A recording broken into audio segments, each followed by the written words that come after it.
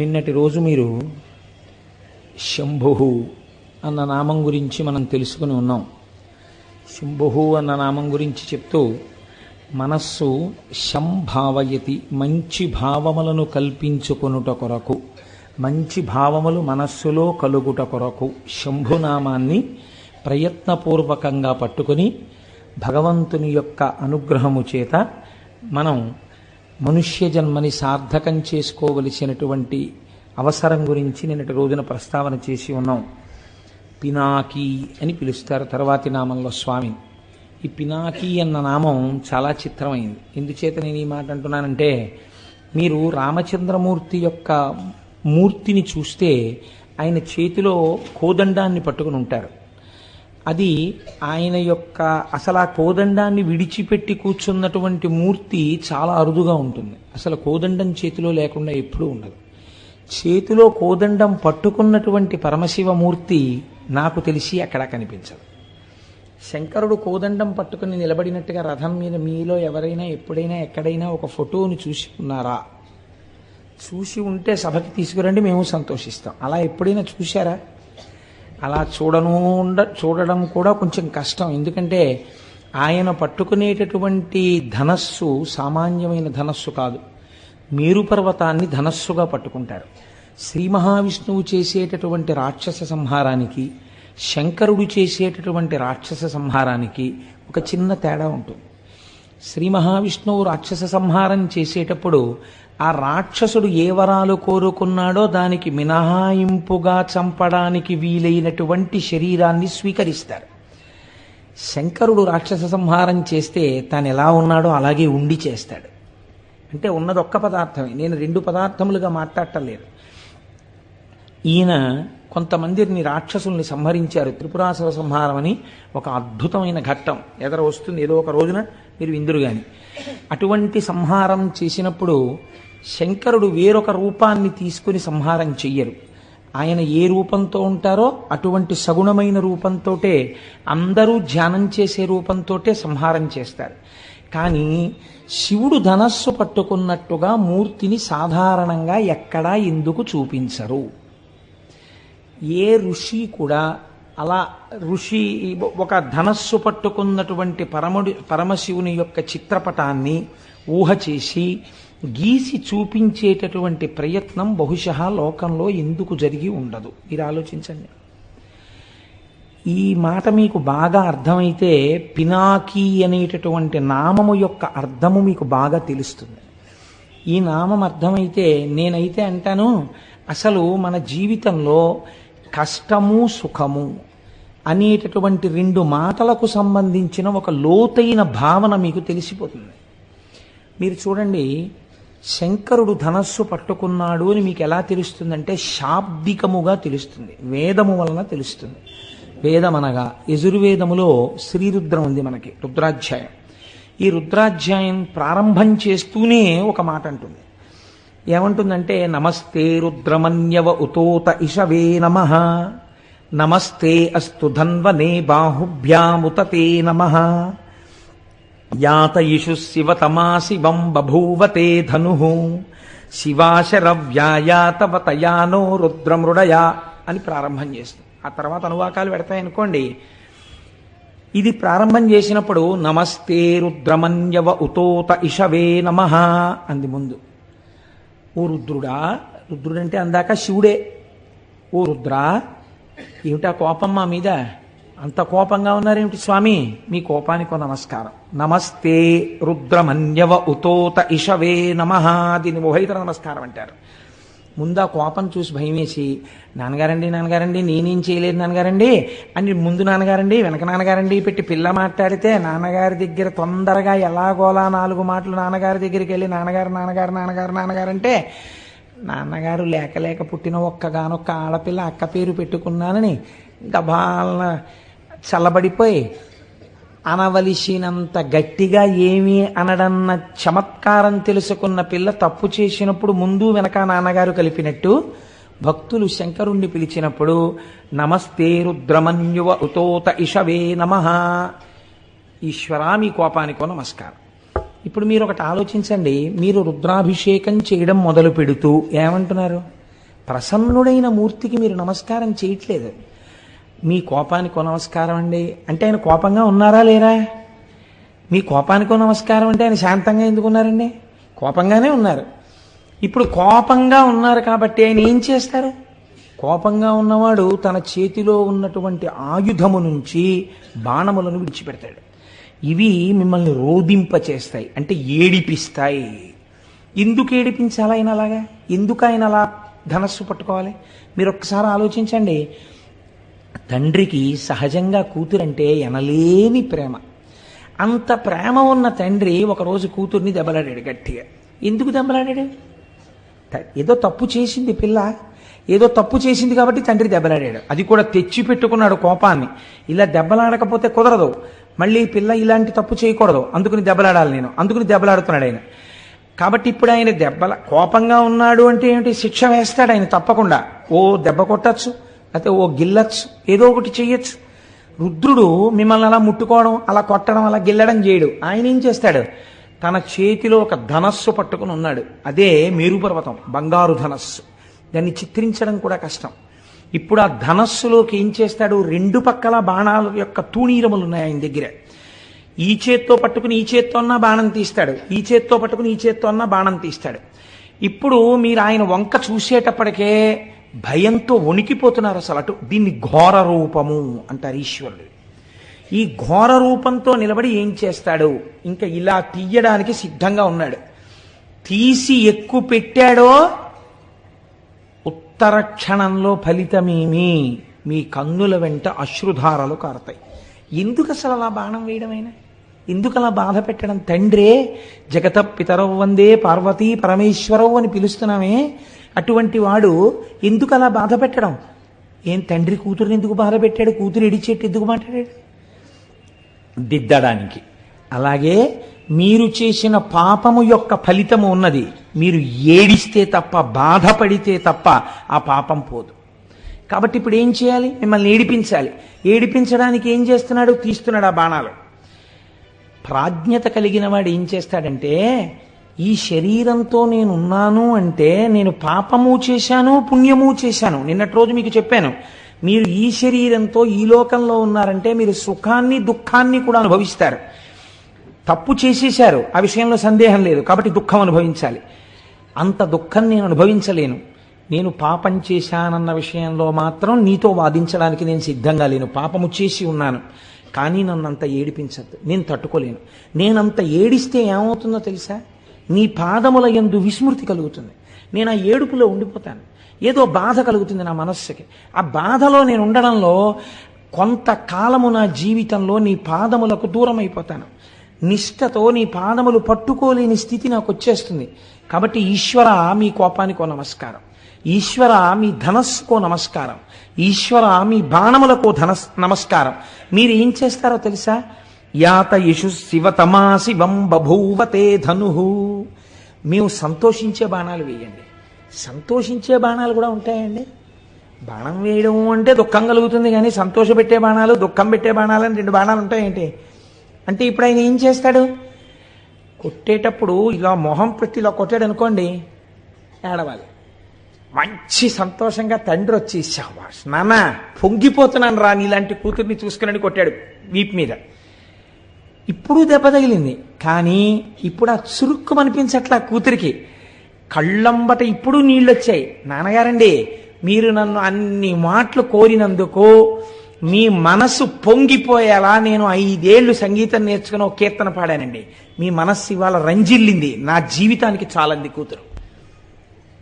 ఇప్పుడు కొట్టాడు, అప్పుడు కొట్టాడు. ఇప్పుడు కొట్టినప్పుడు కళ్ళంబటి నీళ్ళు వచ్చాయి, అప్పుడు కొట్టినప్పుడు కళ్ళంబటి నీళ్ళు వచ్చాయి.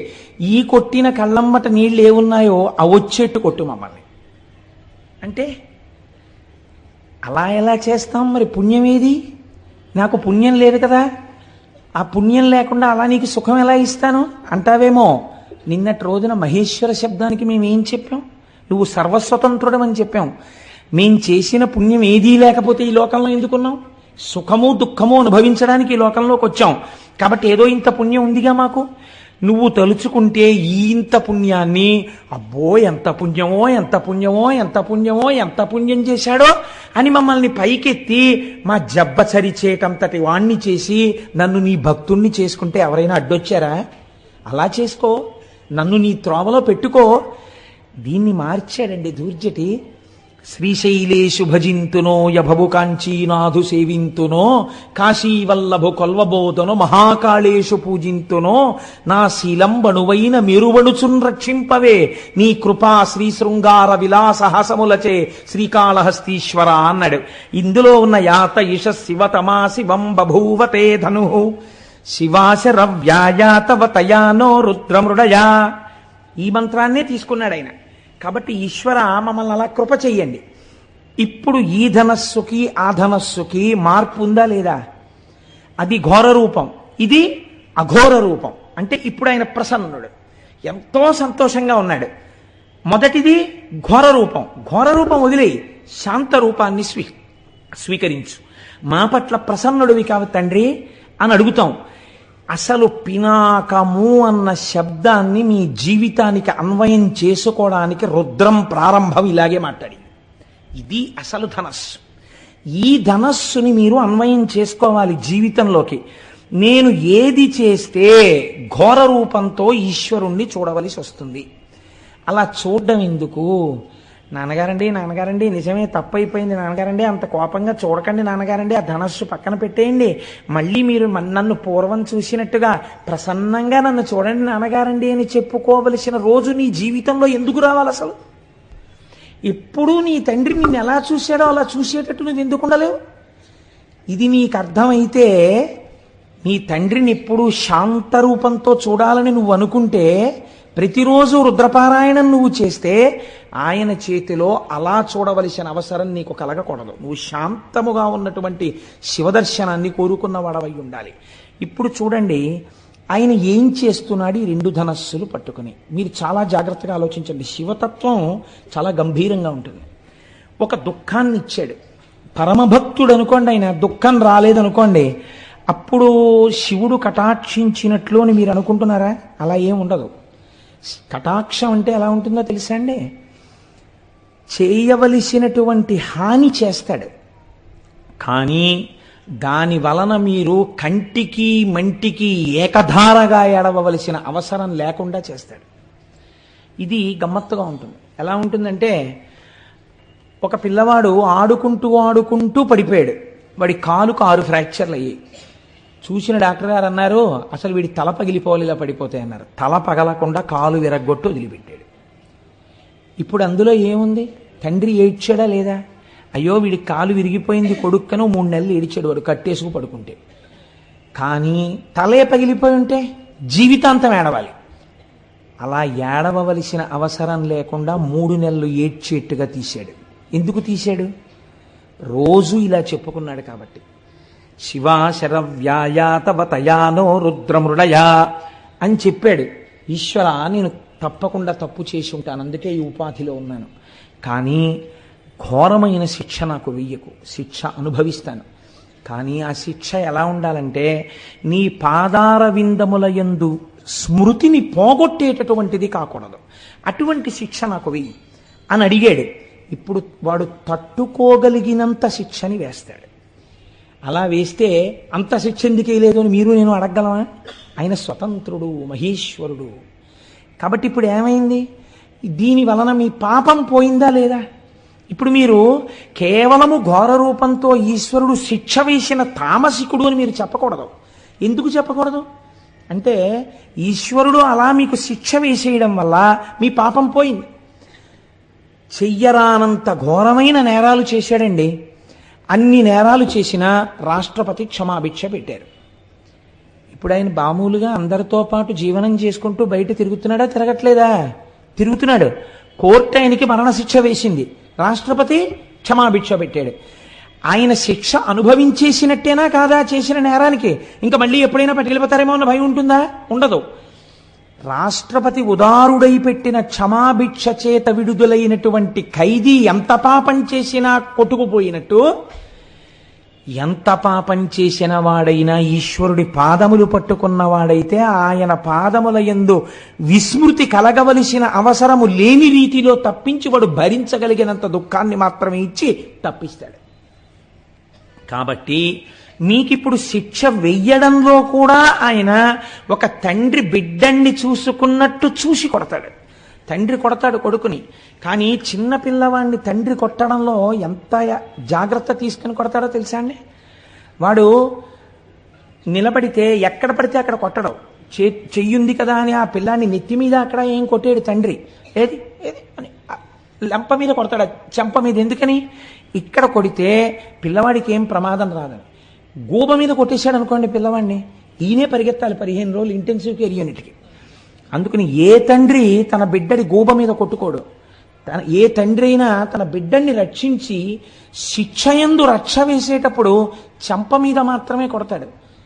అది కూడా దాటిపోయాడు అనుకోండి, తండ్రి కోపం అవధులు మీరిపోయేటట్టుగా కొడుకు చేస్తే అప్పుడేమో వాడి యొక్క తెంపరితనం చేత తండ్రి చెయ్యి గూబ మీద తగులుతుందేమో, కానీ ప్రయత్నపూర్వకంగా గూబ మీద కొడతానన్న తండ్రి ఉండడు.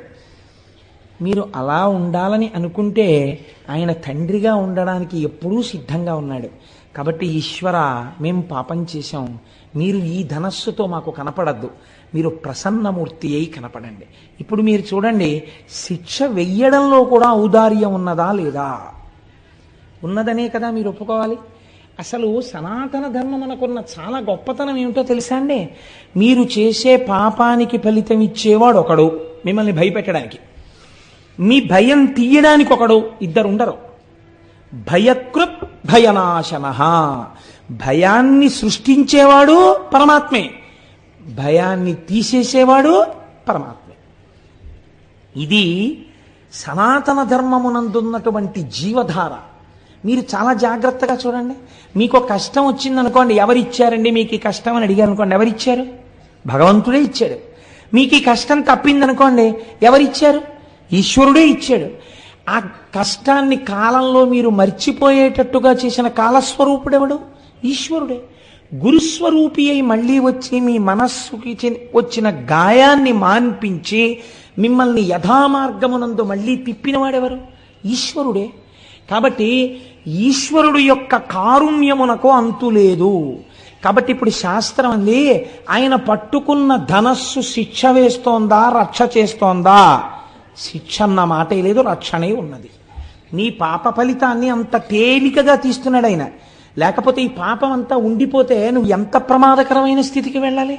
అలా ఉండకుండా తీసేస్తున్నాడు. మీరు చూడండి, నేను ఇలా చెప్పానని మీరు అనుకోకండి. రేపు మీరు సుబ్రహ్మణ్యేశ్వర స్వామి ఉత్సవంలో చదువుతారు, వింటారు సుబ్రహ్మణ్యేశ్వర స్వామి చరిత్రని.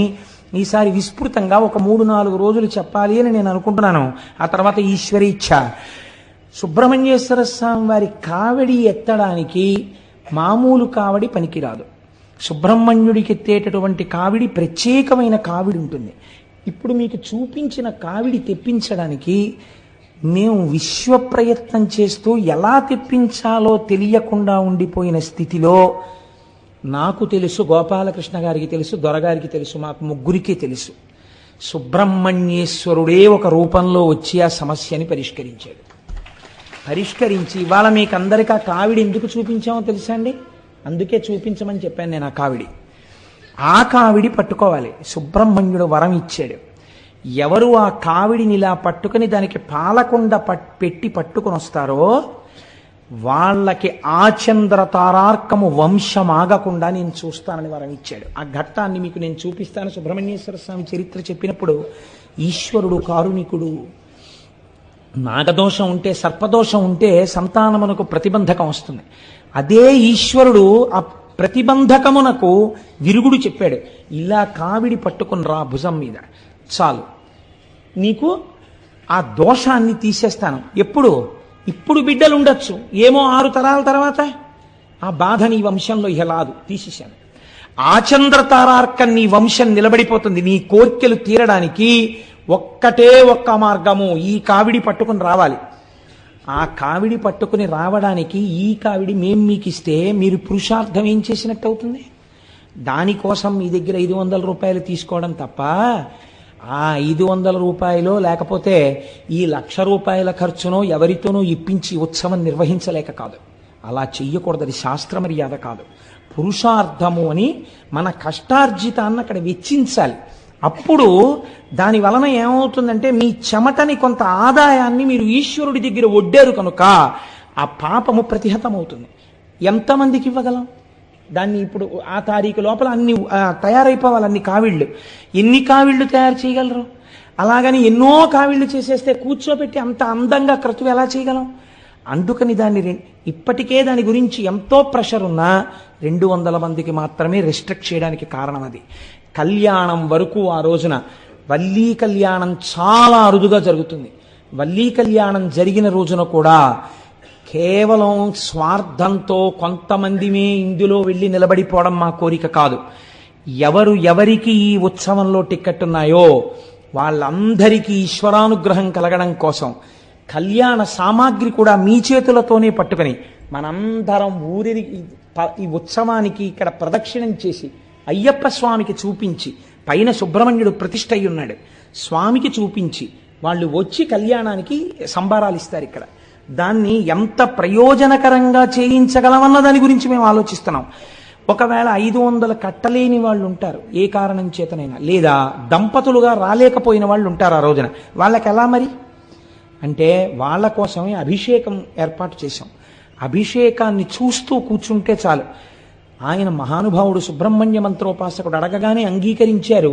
ఒక పీఠాధిపతి పరమహంస వారు వచ్చి విజయం చేసి వేదిక మీద కూర్చుని కార్యక్రమానికి ఆధ్వర్యం వహించి ఈ 200 మందికి అగ్రభాగాన వారు నడుస్తూ వారితో కలిసి నడుస్తారు వీళ్ళు. ఇది నేను ఎందుకు సమన్వయం చేసి మీకు చెప్పానంటే కేవలం మీకు జరుగుతున్న సత్యాన్ని ఆవిష్కరించడం ఒక ప్రయోజనం. రెండవ ప్రయోజనం మీరు చూడండి, ఎప్పుడో రాబోయేటటువంటి ప్రమాదానికి మీరు ప్రయత్నపూర్వకమైనటువంటి విరుగుడు వేదములు ప్రతిపాదన చేసి ఉన్నాయి. నువ్వు ఈ కర్మ చెయ్యి నీకు ఇబ్బంది రాదు అని మనకి చెప్తోంది శాస్త్రం. లేకపోతే అభిషేక ప్రక్రియ ఎందుకు వచ్చింది? హోమం ఎందుకు వచ్చింది? ఎందుకు వల్లీ కళ్యాణం వచ్చింది? ఎందుకు కావిడొచ్చింది? ఒక ప్రయోజనాన్ని ఇప్పుడు అన్ని వేళలా మళ్ళీ అస్తమానం శివమహాపురాణం చెప్తామా? శివమహాపురాణం చెప్తేనే సుబ్రహ్మణ్యేశ్వర స్వామి వారి చరిత్ర పూర్ణంగా వస్తుంది. పూర్ణంగా సుబ్రహ్మణ్యేశ్వర స్వామి చరిత్ర విని అనుసంధానం చేసి కళ్యాణం చేసుకోవడం ఎంత మహత్తరమైన భాగ్యం అది. సంపూర్ణ రామాయణం చెప్పి పట్టాభిషేకం అన్ని సంవత్సరాలు జరుగుతాయా? ఈశ్వరానుగ్రహం కలిగింది, 1 సంవత్సరం చేశాం. అలా పునఃపునః కాకినాడలో జరగాలనే నా కోరిక. అది నా ఉద్దేశం. నేను చెప్పాను కాబట్టి నా ఒక్కడితోటే ఆ కళ్యాణం అలాగే ఉండాలి తప్ప వేరెవరో ఏదో అలాంటివి జరగకూడదని నా స్వార్థం నాకు ఎన్నడూ లేదు. పునఃపునగా ఏడాదికి 10 మాటలు సంపూర్ణ రామాయణం కాకినాడలో జరిగితే సంతోషించే వాళ్ళలో ప్రథముండి నేను. కాబట్టి మీరు చూడండి, శాస్త్రం అంది అందుచేత పాతి జగదిది పినాకం అంది. ఇక్కడ చెప్పింది వ్యుత్పత్తి. ఇప్పుడు ఈ ధనస్సు ఏం చేస్తోంది?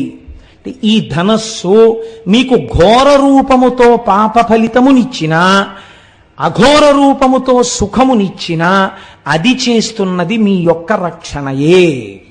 కనుక లోకములను రక్షించగలిగినటువంటి ధనస్సు.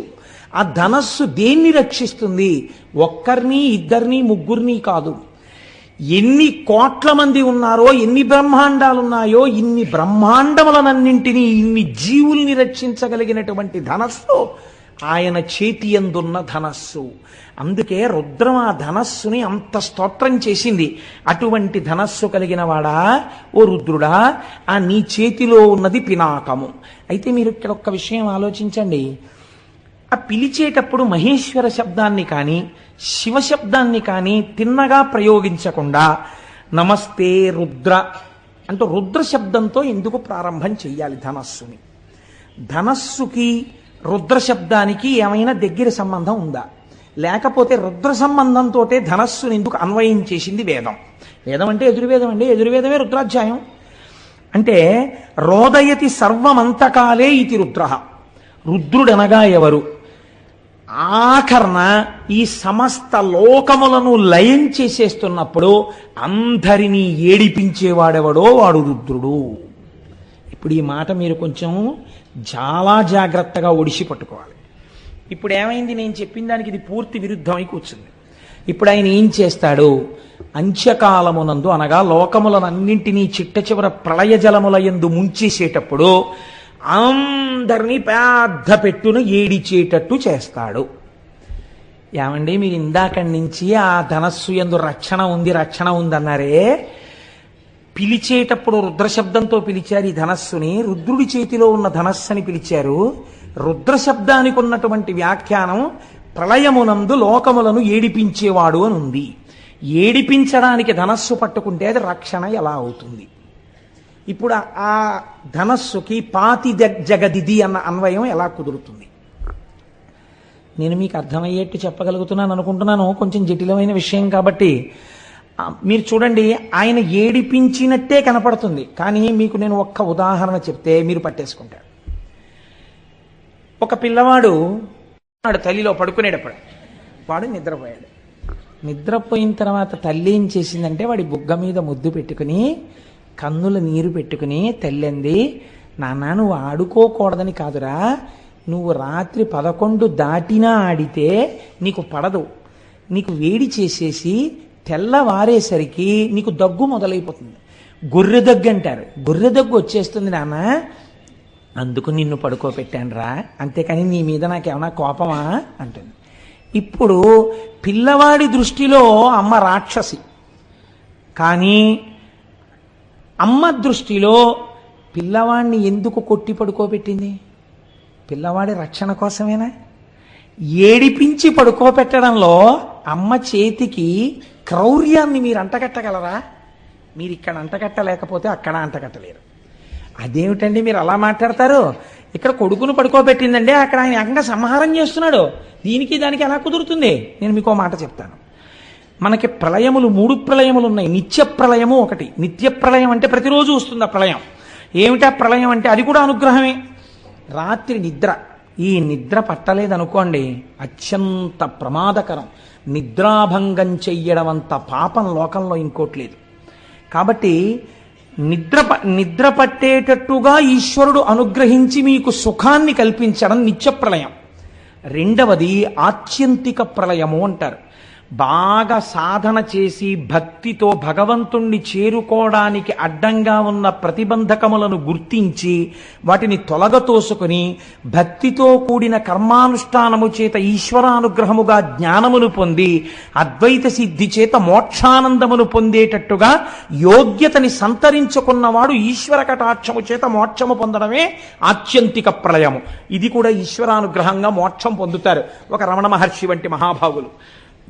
మీరు చూడండి, అది ఆత్యంతిక ప్రళయం. మూడవది మహాప్రళయము అంటారు. ఆత్యంతిక ప్రళయంలో ఒక్కొక్క మెట్టు ఎక్కి వెళ్ళిపోయారు అందరూ. అందుకే మన వాళ్ళు పూర్వం కైలాసపాళి ఆడించేవారు.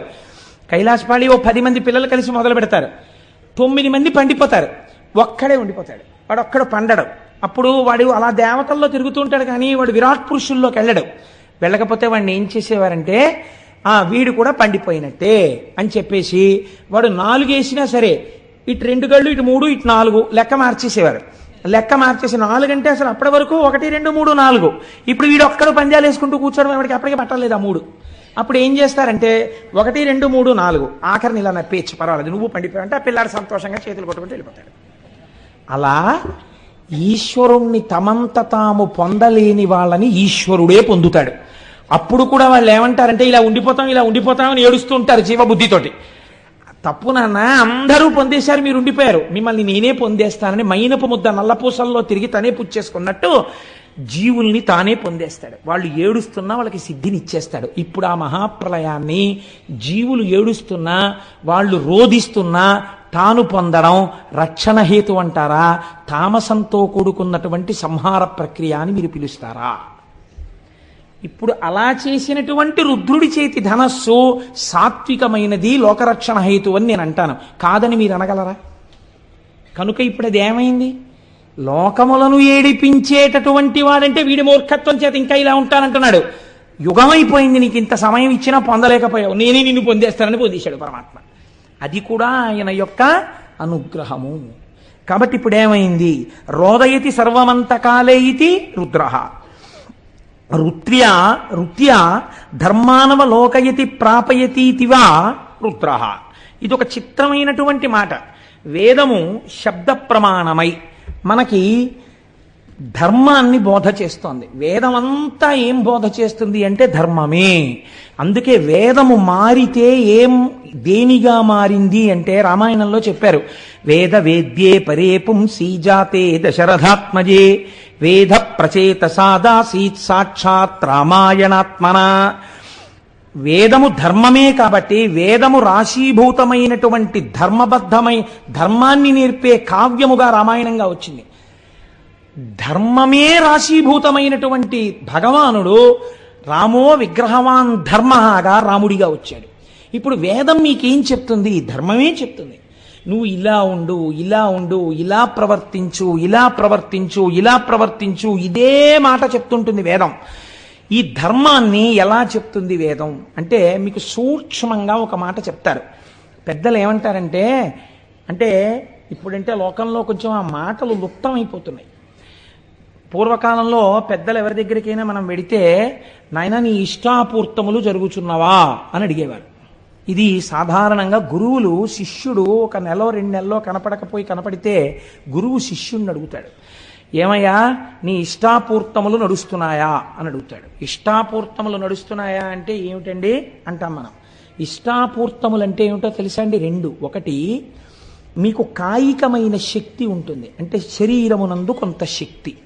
ఈ శక్తితో ఏం చెయ్యమని శాస్త్రం చెప్పిందంటే మీరు ఈశ్వర సేవ చెయ్యమని చెప్పింది. నేను ఆర్టీసీలో పనిచేసే ఒక గౌరవప్రదమైన ఉద్యోగి వెంకటనగర్ శివాలయంలో చీపురు పట్టుకు తుడుస్తూ ఉంటారు, నేను చూస్తూ ఉంటాను. అప్పర్ చేసేవారు. ఇది మీకు ఎదర శివమహాపురాణంలో వస్తుంది, పెరియ పురాణంలోంచి. మీ శరీరములో ఉన్న బలం బతికున్న దగ్గర నుంచి చచ్చిపోయే వరకు నా వాళ్ళనుకున్న మీ వాళ్ళ కోసమే కాదు, ఏదో ఒక సేవకు ఉపయోగపడాలి. ఈశ్వరుడి యొక్క వాహనం వెళ్ళిపోతుంటే మీరు వెళ్ళి అడగాలి. వాళ్ళు చీ అన్నా పర్వాలేదు, అయ్యా ఒక్కసారి వహిస్తానని అడగాలి. వాళ్ళు ఇస్తే వెంటనే భుజాన్ని పట్టాలి. శరీరము దానికి ఉపయోగపడాలి. మీరు ఎక్కడికైనా వెడితే ఓసారి దేవాలయాన్ని తుడవాలి. మీరు ఎదర భస్మం గురించి చెప్పినప్పుడు బ్రహ్మోత్తరఖండంలో విందురు కానీ, స్కాంద పురాణం బ్రహ్మోత్తరఖండంలోంచి అనుసంధానం చేస్తాను, అక్కడ విందురు కానీ. ఎందుకంటే పేరుకి శివమహాపురాణం అంటున్నాను కానీ నేను శివాష్టోత్తరం, పెరియ పురాణం, శివమహాపురాణం ఎన్నింటినో అనుసంధానం చేస్తున్నాను. మళ్ళీ ఇందులో తెలుగులో చేయబడినటువంటి సాధికారికమైనటువంటి శివమహాపురాణాన్ని కొంత సమన్వయం చేస్తున్నాను. కాబట్టి అంటే ఇదంతా నా ప్రజ్ఞాన్ని నేను చెప్పట్లేదు, అదొక ఈశ్వరానుగ్రహం అని చెప్తున్నాను. మీ వంటి పెద్దలు కూర్చోవడం వల్ల ఈశ్వరుడు నాతో పలికించుంటుంటాడు. కాబట్టి ఇష్టాపూర్తములు అంటే మీ కాయికమైన శక్తిని ఈశ్వరుడి కొరకు ఉపయోగించుట. మీరు కొంత ద్రవ్యాన్ని ఆర్జించారు. ఈ ద్రవ్యాన్ని ఆర్జించినప్పుడు ఈ ద్రవ్యంలో కొంత భాగాన్ని మీ శక్తి మేరకు ఈశ్వరార్చనలో మీరు ఉపయోగించి తీరాలి. లేకపోతే ఉత్తరగతులు ఎక్కడి నుంచి వస్తాయి? మీరు మీ సంసారం కోసం ఖర్చు పెట్టింది 0, మీకే ఫలితాన్ని ఇవ్వదు. అది మీ ధర్మం, అంతే, ఖర్చు పెట్టారు. మీరు హుండీలో వేసిన రూపాయి మీకు ఉత్తమ లోకాలని నిర్ణయం చేస్తుంది. మీరు అయ్యప్ప స్వామి గుళ్ళో ₹1 వేశారనుకోండి, ఓ నియమం పెట్టుకున్నారనుకోండి. ఒక ఉదాహరణకి చెప్తున్నాను, నేను 40 రోజులు శివమహాపురాణం వింటూ ప్రతిరోజు ₹1 హుండీలో వేస్తాను అనో నిర్ణయం పెట్టుకున్నారనుకోండి. ఈ హుండీ తెరిచి చూసి దీంట్లో రేపు పొద్దున్న ఇక్కడ అయ్యప్ప స్వాములు అందరూ పూజలు చేస్తారు. స్వామివారి దగ్గర బోల్డన్ని జ్యోతులు వెలిగించినప్పుడు ఒత్తులు కొన్న దాంట్లో మీ ₹1 వెళ్ళిందనుకోండి. ఆ ₹1తో వెలిగినటువంటి దీపం ఉత్తరోత్తర జన్మలలో ఎక్కడ మిమ్మల్ని రక్షిస్తుందో మీకు తెలియదు, ఎక్కడి నుంచి వచ్చిందో ఈ పుణ్యం, కానీ కాపాడేస్తుంది. మీ ద్రవ్యంలోంచి ప్రయత్నపూర్వకంగా మీరు ఖర్చు పెట్టాలి. ఇది స్థాయిని బట్టి ఉంటుంది. ఒక మహాత్ముడు దేవాలయ నిర్మాణం చేయగలిగినటువంటి వాడై ఉంటాడు, వేరొక మహాత్ముడు ₹1 హుండీలో వేయగలిగిన వాడై ఉంటాడు, వేరొక మహాత్ముడు ఏదో ఒక సేవకి కొంత డబ్బు కట్టి సేవ చేసుకోగలిగిన వాడై ఉంటాడు. దీన్ని ఇష్ట అంటారు. అంటే ద్రవ్యమును, కాయికమైనటువంటి శక్తిని ఈశ్వరుని యొక్క అనుగ్రహము కొరకు వెచ్చించుట. ఇది చేస్తున్నావా? గురువు శిష్యుణ్ణి అడుగుతాడు, నీ ద్రవ్యం దాచేసుకోవడమేనా, నువ్వు కూడా అలా ఖర్చు పెడుతున్నావా? అందుకే గురువుగారు ఫ్రీగా కూర్చోకూడదు పూజకి. ఎప్పుడు చెప్పిన గురువుగారు కూడా డబ్బు కట్టాలి, లేకపోతే ఇంకెందుకు? ఆ గురువు బరువు తనకి ఫ్రీయా, మిగిలిన వాళ్ళు డబ్బులు కట్టాలా? ఇంకెందుకు? తను కూర్చుంటే తను కట్టాలంతే. కాబట్టి ఇష్ట, దీన్ని ఇష్టం అంటారు. రెండవది పూర్తము. పూర్తం అంటే ఏమిటో తెలుసా అండి? మీకు అటువంటి అర్హత శరీరములో ఈయబడితే ప్రయత్నపూర్వకంగా మీరు ఒక చోట కూర్చుని, అయ్యా నేను హవిస్సు వేస్తానండి అగ్నిహోత్రంలో అని అడగాలి, నేను ఒక సమిధ వేస్తానండి అని అడగాలి. నేను చూపించాను, నాతో కామకోటి పీఠానికి వచ్చిన వాళ్ళకి నేను చూపించాను, చూడండి శివుడికి అర్చన జరుగుతుంటే సాయంకాలం జరగబోయే అర్చనకి అక్కడ ఒక బ్రహ్మచారి కూర్చుని అన్ని దళాలకి మూడాకులు ఉండేటట్టుగా జాగ్రత్తగా దళాల్ని కత్తిరించి ఓ పళ్ళెంలో పెడుతున్నాడు. అదొక సేవ. అలా మీరు ఒక అగ్ని కార్యం చెయ్యాలి, మీరు ఒక హోమం చెయ్యాలి. రేపు సుబ్రహ్మణ్య హోమం జరుగుతుంది. మీకు చెయ్యడం చేత కాకపోవచ్చు, మీ ద్రవ్యం వేసి మీరు ఆచార్యముఖేనా అని కూర్చోవాలి. కూర్చుంటే ఇప్పుడు ఆచార్యులు చేస్తారు, కానీ ఎవరికి ఆ ఫలితం? మీకే. అప్లికేషన్ రాసిన వాడు ఎవరైనా సంతకం పెట్టిన వాడికే చెక్ వస్తుంది. అలా ఫలితం మీకే వస్తుంది. కాబట్టి పూర్తము ఈ రెండు మీరు చేసి తీరాలి. ఇది పరమధర్మము మనుష్య జన్మకి. ఈ రెండూ చేయకపోతే మీ ధర్మాన్ని మీరు విస్మరించినట్టు. డబ్బు దేనికి దాచుకోవడానికి, శక్తి దేనికి ఇంట్లో వాడుకోవడానికి. ఇంకా ఎక్కువైపోయి డాక్టర్ గారు చాలా ఎక్కువైపోతోంది నీలో శక్తి అంటే మార్నింగ్ వాక్ ప్రయత్నపూర్వకంగా రోడ్ల మీద బడి తిరిగి తగ్గించుకోవడానికి. అంటే నేను తిరిగే వాళ్ళందరినీ తప్పు పట్టట్లేదు, వాళ్ళు మహాత్ములై ఉండి ఉండవచ్చు. వాళ్ళని నేను ఒకవేళ వాళ్ళు ఏమో ఎటువంటి భావనతో చేస్తున్నారో అది నేను తప్పు పట్టి మాట్లాడటలేదు. కనుక ఇష్టాపూర్తములు ఈ రెండూ చేయవలెను. ఈ రెండూ ధర్మ మార్గము వైపుకి మీ మనస్సుని శరీరాన్ని తిప్పుకోవడానికి మీరు ఉపయోగించుకుంటారు. It is a self check. మీకు మీరు నా దగ్గర ఇంతుంది, ఒకవేళ గభాలన డాక్టర్ గారి దగ్గరికి వెళ్ళి ఒక 1000 రూపాయలు ఖర్చు పెట్టవలసి వస్తే నేను పెడతానా పెట్టనా? పెట్టగలను. ఏం భగవంతుడి పేరు చెప్పేటప్పటికి ఎందుకు వెనకంజ వేస్తున్నానో, కాబట్టి నేను పెడతాను. మీకు మీరే న్యాయమూర్తి. ఇది శాస్త్రం అంది ఇష్టాపూర్తములు. అలాగే మాట్లాడింది గురువు, అంతకన్నా మాట్లాడు. ఇష్టాపూర్తములను చేస్తున్నావా అని అడుగుతారు. ఈ రెండు చెయ్యడం వల్ల మీరు సోపానములను ఎక్కుతారు. దీన్నేనండి సంగీతంలో నాదోపాసన అని పిలిచారు. దీన్ని రాగాల ఆరోహణ అవరోహణైనది అంటారు. దేని వల్ల కింద పడ్డావో దాంతోనే పట్టుకుని పైకెక్కాలి. ఆ సరిగమ పదనిసలతోటే పైకెక్కుతారు, కిందకి దిగుతారు. నాదోపాసన చేస్తారు. వాళ్ళు నాదోపాసన చేసి వాళ్ళు అదే సిద్ధిని పొందుతారు. కాబట్టి మనకి ఎటువైపు నుంచి వచ్చిన శాస్త్రం దాన్ని నేర్పింది, భగవంతుడి వైపుకి వెళ్ళడాన్ని నేర్పింది. కనుక చూడండి, ఇప్పుడు వైదికమైనటువంటి మార్గంలో ఈ ప్రయత్నంలో తల్లి యందు పెద్ద బాధ్యత పెట్టింది శాస్త్రం. ఈ ధర్మం అన్నది అసలు ఎక్కడ ప్రారంభం అవ్వాలి అని అడిగింది. అడిగితే తల్లి దగ్గరే ప్రారంభము. ఎందుకో తెలుసా అండి? నేను ఈ మాట ఎందుకు చెప్తున్నానో మీరు ఈ శ్లోకాన్ని అవధరించండి, మీకే అర్థమవుతుంది. శైశవేభ్యస్త విద్యానాం, చిన్నతనంలో శైశవంలో భగవంతుడన్నవాడొకడున్నాడన్న పూనిక పిల్లల యందు ఏర్పడేటట్టుగా విద్యాభ్యాసము జరిగి తీరవలెను. ఇది స్కూల్లో చెప్పరు ఇవాళ. వాళ్ళకి సిలబస్సు, పెద్ద బ్యాగు, ఓ పెద్ద ఏదో వాళ్ళ స్కూల్కి వీడు అడ్వర్టైజ్మెంట్కు పనికొచ్చే వస్తువుల ఓ బ్యాడ్జీ పెట్టుకు తిరగాలి, ఎన్ని దిక్కుమాల అలంకారాలు చేసుకోవాలో ఓ స్కూల్కి వెళ్ళాలంటే. ఇవి వాళ్ళు నేర్పేది. మీరేం నేర్పాలి? మీరు పునరావృత్తి రహిత శాశ్వత శివ సాయుధ్య స్థితికి కావలసిన విద్య ఇంట్లో నేర్పాలి. అమ్మ చెప్పిన మాట బిడ్డడికి నాటుకున్నట్టు ఎవరు చెప్పినది నాటదు. మీరు జ్ఞాపకం పెట్టుకోండి. ఉపమన్యు ఆఖ్యానం ఇదే, ఎదరశివ మహాపురాణంలో వస్తుంది. అమ్మ ఒక మాట చెప్పింది అనుకోండి, వాడు బయటికి వెళ్ళి అంటాడు మా అమ్మ చెప్పింది ఇది నిజం అంటాడు వాడు. అమ్మ నేర్పాలి, నాన్న ఈయన శంకరుడు, ఈయన నారాయణుడు, ఈవిడ లక్ష్మి, ఇది కనకధారా స్తోత్రం. ఏది చెప్పు? ఆపదామపహర్తారం దాతారం సర్వసంపదాం. చిన్నతనంలో 4 శ్లోకాలు నేర్పాలి. భగవద్భక్తి అలవాటు చెయ్యాలి. వాడికో పంచె కట్టుకోవడం నేర్పాలి. వాడికి దేవుడి దగ్గరికి వెళ్ళి నమస్కారం పెట్టడం నేర్పాలి. చిన్నతనంలో పూర్వం నాయనమ్మలు అమ్మమ్మలు పిల్లల్ని దగ్గర కూర్చోబెట్టుకుని జోదు పెట్టని గోవింద అని ఇలా పెట్టడం నేర్పేవారు. ఎవరైనా ఇంటికి వస్తే చూడండి మా మనవడు ఎంత బాగా జోది పెడతాడో అని చెప్పి గోవిందా గోవిందా అంటే వాడు ఇలా ఇలా అంటుండేవాడు. ఇలా వాడికి తెలియకుండా అన్నది వాడి యొక్క బుద్ధి మార్చి వాడిని సక్రమ మార్గంలో తిప్పేది. మనం ఇవాళ టీవీ సీరియల్ వాడికి కూర్చోబెడతాం. ఏమిటి వస్తుంది వాడికి? బుద్ధి రమ్మంటే. కాబట్టి ధర్మమునకు ప్రాతిపదిక ఎక్కడ పడుతోంది? శైశవేభ్యస్తు విద్యానాం యవ్వనే విషయేషిణాం. నువ్వు ఎంత జాగ్రత్త పరుడవైనా ఇంద్రియములు బలిష్టములు. కాబట్టి బలిష్టమైన ఇంద్రియములు కోరుకునేటటువంటి సుఖములేవి ఉన్నాయో వాటిని పరమ ధర్మబద్ధంగా అనుభవింపచేసి ఆ సుఖములు కాదన్న వైరాగ్య బుద్ధిని సంతరించుకోవడానికి ధర్మపత్నిని స్వీకరించి కామమును ధర్మబద్ధమైన కామము చేత ధర్మబద్ధమైన అర్థముగా సంతానమును పొందు. కాబట్టి విషయ సుఖములను కూడా ఈశ్వరుడి వైపుకి తిప్పింది శాస్త్రం. కాబట్టి ఇప్పుడు ఏం చెయ్యాలి? యవ్వనే విషయేషిణాం, యవ్వనమునందు విషయముల చేత విషయములనబడేటటువంటి విషము కలిగిన పాముల చేత కాటువేయబడకుండా ఆ సుఖములను ధర్మపత్ని యందు పొంది అర్థమును పొందు. వార్ధకే మునివృత్తీనాం, నువ్వు వృద్ధాప్యంలోకి వచ్చేశాక కూడా తాళాల గుత్తి కోసం వెంపర్లాడవద్దు. ఇంటికి ఎవరొచ్చారు, ఎవరెళ్ళారు, ఎక్కడ తిరుగుదాం, ఏం చేద్దాం, ఎక్కడికి పరిగెడదాం, ఈ బుద్ధి మాను. వార్ధక్యం వచ్చాక నీకున్నది ఒక్కటే ఒక్క ధర్మం. మునివృత్తీనాం, మననం చెయ్యి, సంతతము మననం చెయ్యి. నిన్ను రమ్మంటారు, నేను రానని చెప్పు, నేను రాను. అయిపోతోంది టైం, ఓ పక్క జ్యోతి ఆరిపోవడానికి సిద్ధమైపోతోంది సమయం. దీపం ఉండగా ఇల్లు చక్కబెట్టావు. లేచిన దగ్గర నుంచి పూజా మందిరం మీద ఎగబడకో.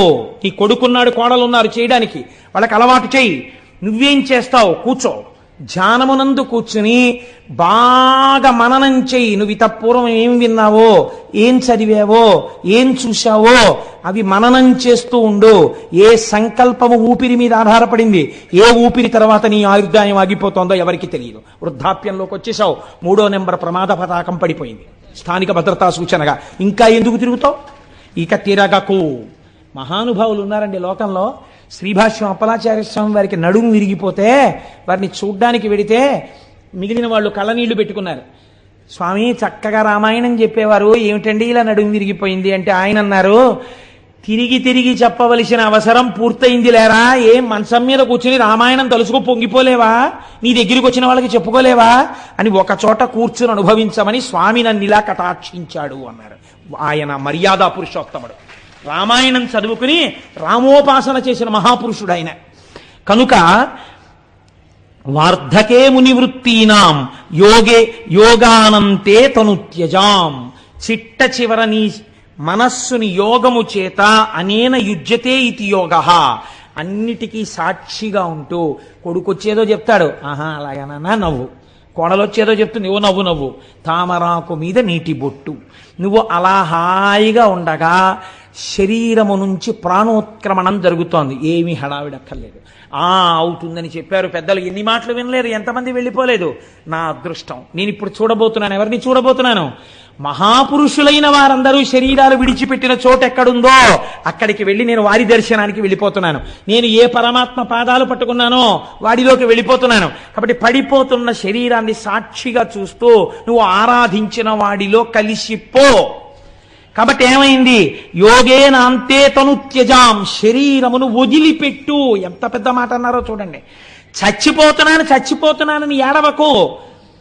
ఓ ఉత్తరీయాన్ని తీసి రాత్రి ఇంటికి వెళ్ళిపోయిన తర్వాత అలా దండెం మీద బారేసినట్టు, ఫలహారమో రాత్రి భోజనమో అయిపోయిన తరువాత నీ మీద వేసుకున్న ఉత్తరీయాన్ని వదిలిపెట్టేసి పడుకోవడానికి ఓ తేలిక బట్టను ఎలా కట్టుకుంటావో అలా మళ్ళీ పొద్దున్న లేచి స్నానం చేసే ముందు ఆ తేలిక వస్త్రాన్ని వదిలేసినట్టు అయిపోయింది. ఈశ్వర, దీనితో ప్రయోజనాన్ని సిద్ధింపచేశావు, నన్ను అనుగ్రహించావు అని ఈశ్వరుడిలోకి చేరుతూ దీన్ని వదులు.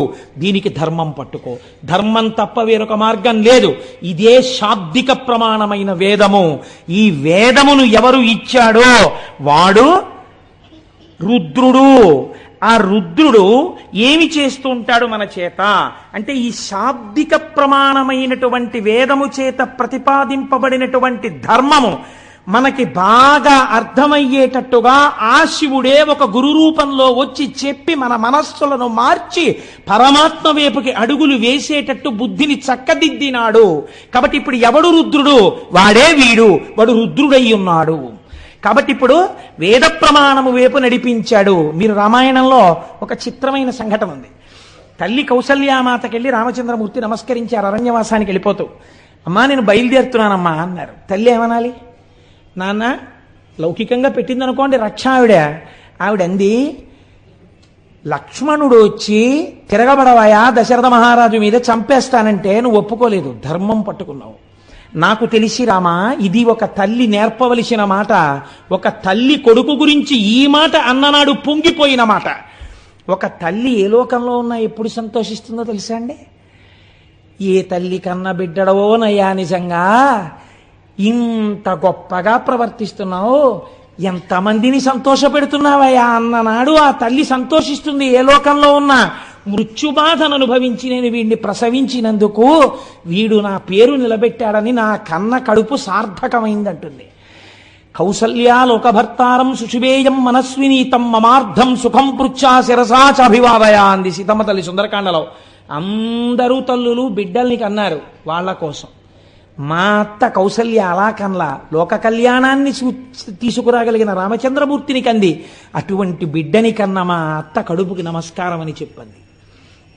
అందుకని తల్లికి తెలుసు రామచంద్రమూర్తి ఎంత ధర్మం పట్టుకుంటాడో. ఆవిడంది బయలుదేరుతుంటే, నాన్న సవై రాఘవ శార్దూల ధర్మస్వామభిరక్షతు, నువ్వు ఇంతకాలము ఏ ధర్మమును పట్టుకోవడం వల్ల నీ జీవితంలో వైక్లభ్యం లేకుండా కొన్ని కోట్ల మందికి సుఖములయందు కాని దుఃఖములయందు కాని ఆదర్శమూర్తి అయిన మర్యాదా పురుషోత్తముడు రామచంద్రమూర్తి అన్న కీర్తి గణించి యశస్వి అయి ఇంతమందికి పాఠం నీ నడువడి చేత నేర్పావో, ఆ ధర్మము నుండి నీ మనస్సు మళ్ళకుండుగాక, నీవు అనుష్ఠించిన ధర్మము నిన్ను కాపాడుగాక. నాన్న నువ్వు ధర్మము తప్పకో, ఆ ధర్మము నిన్ను కాపాడుతుంది.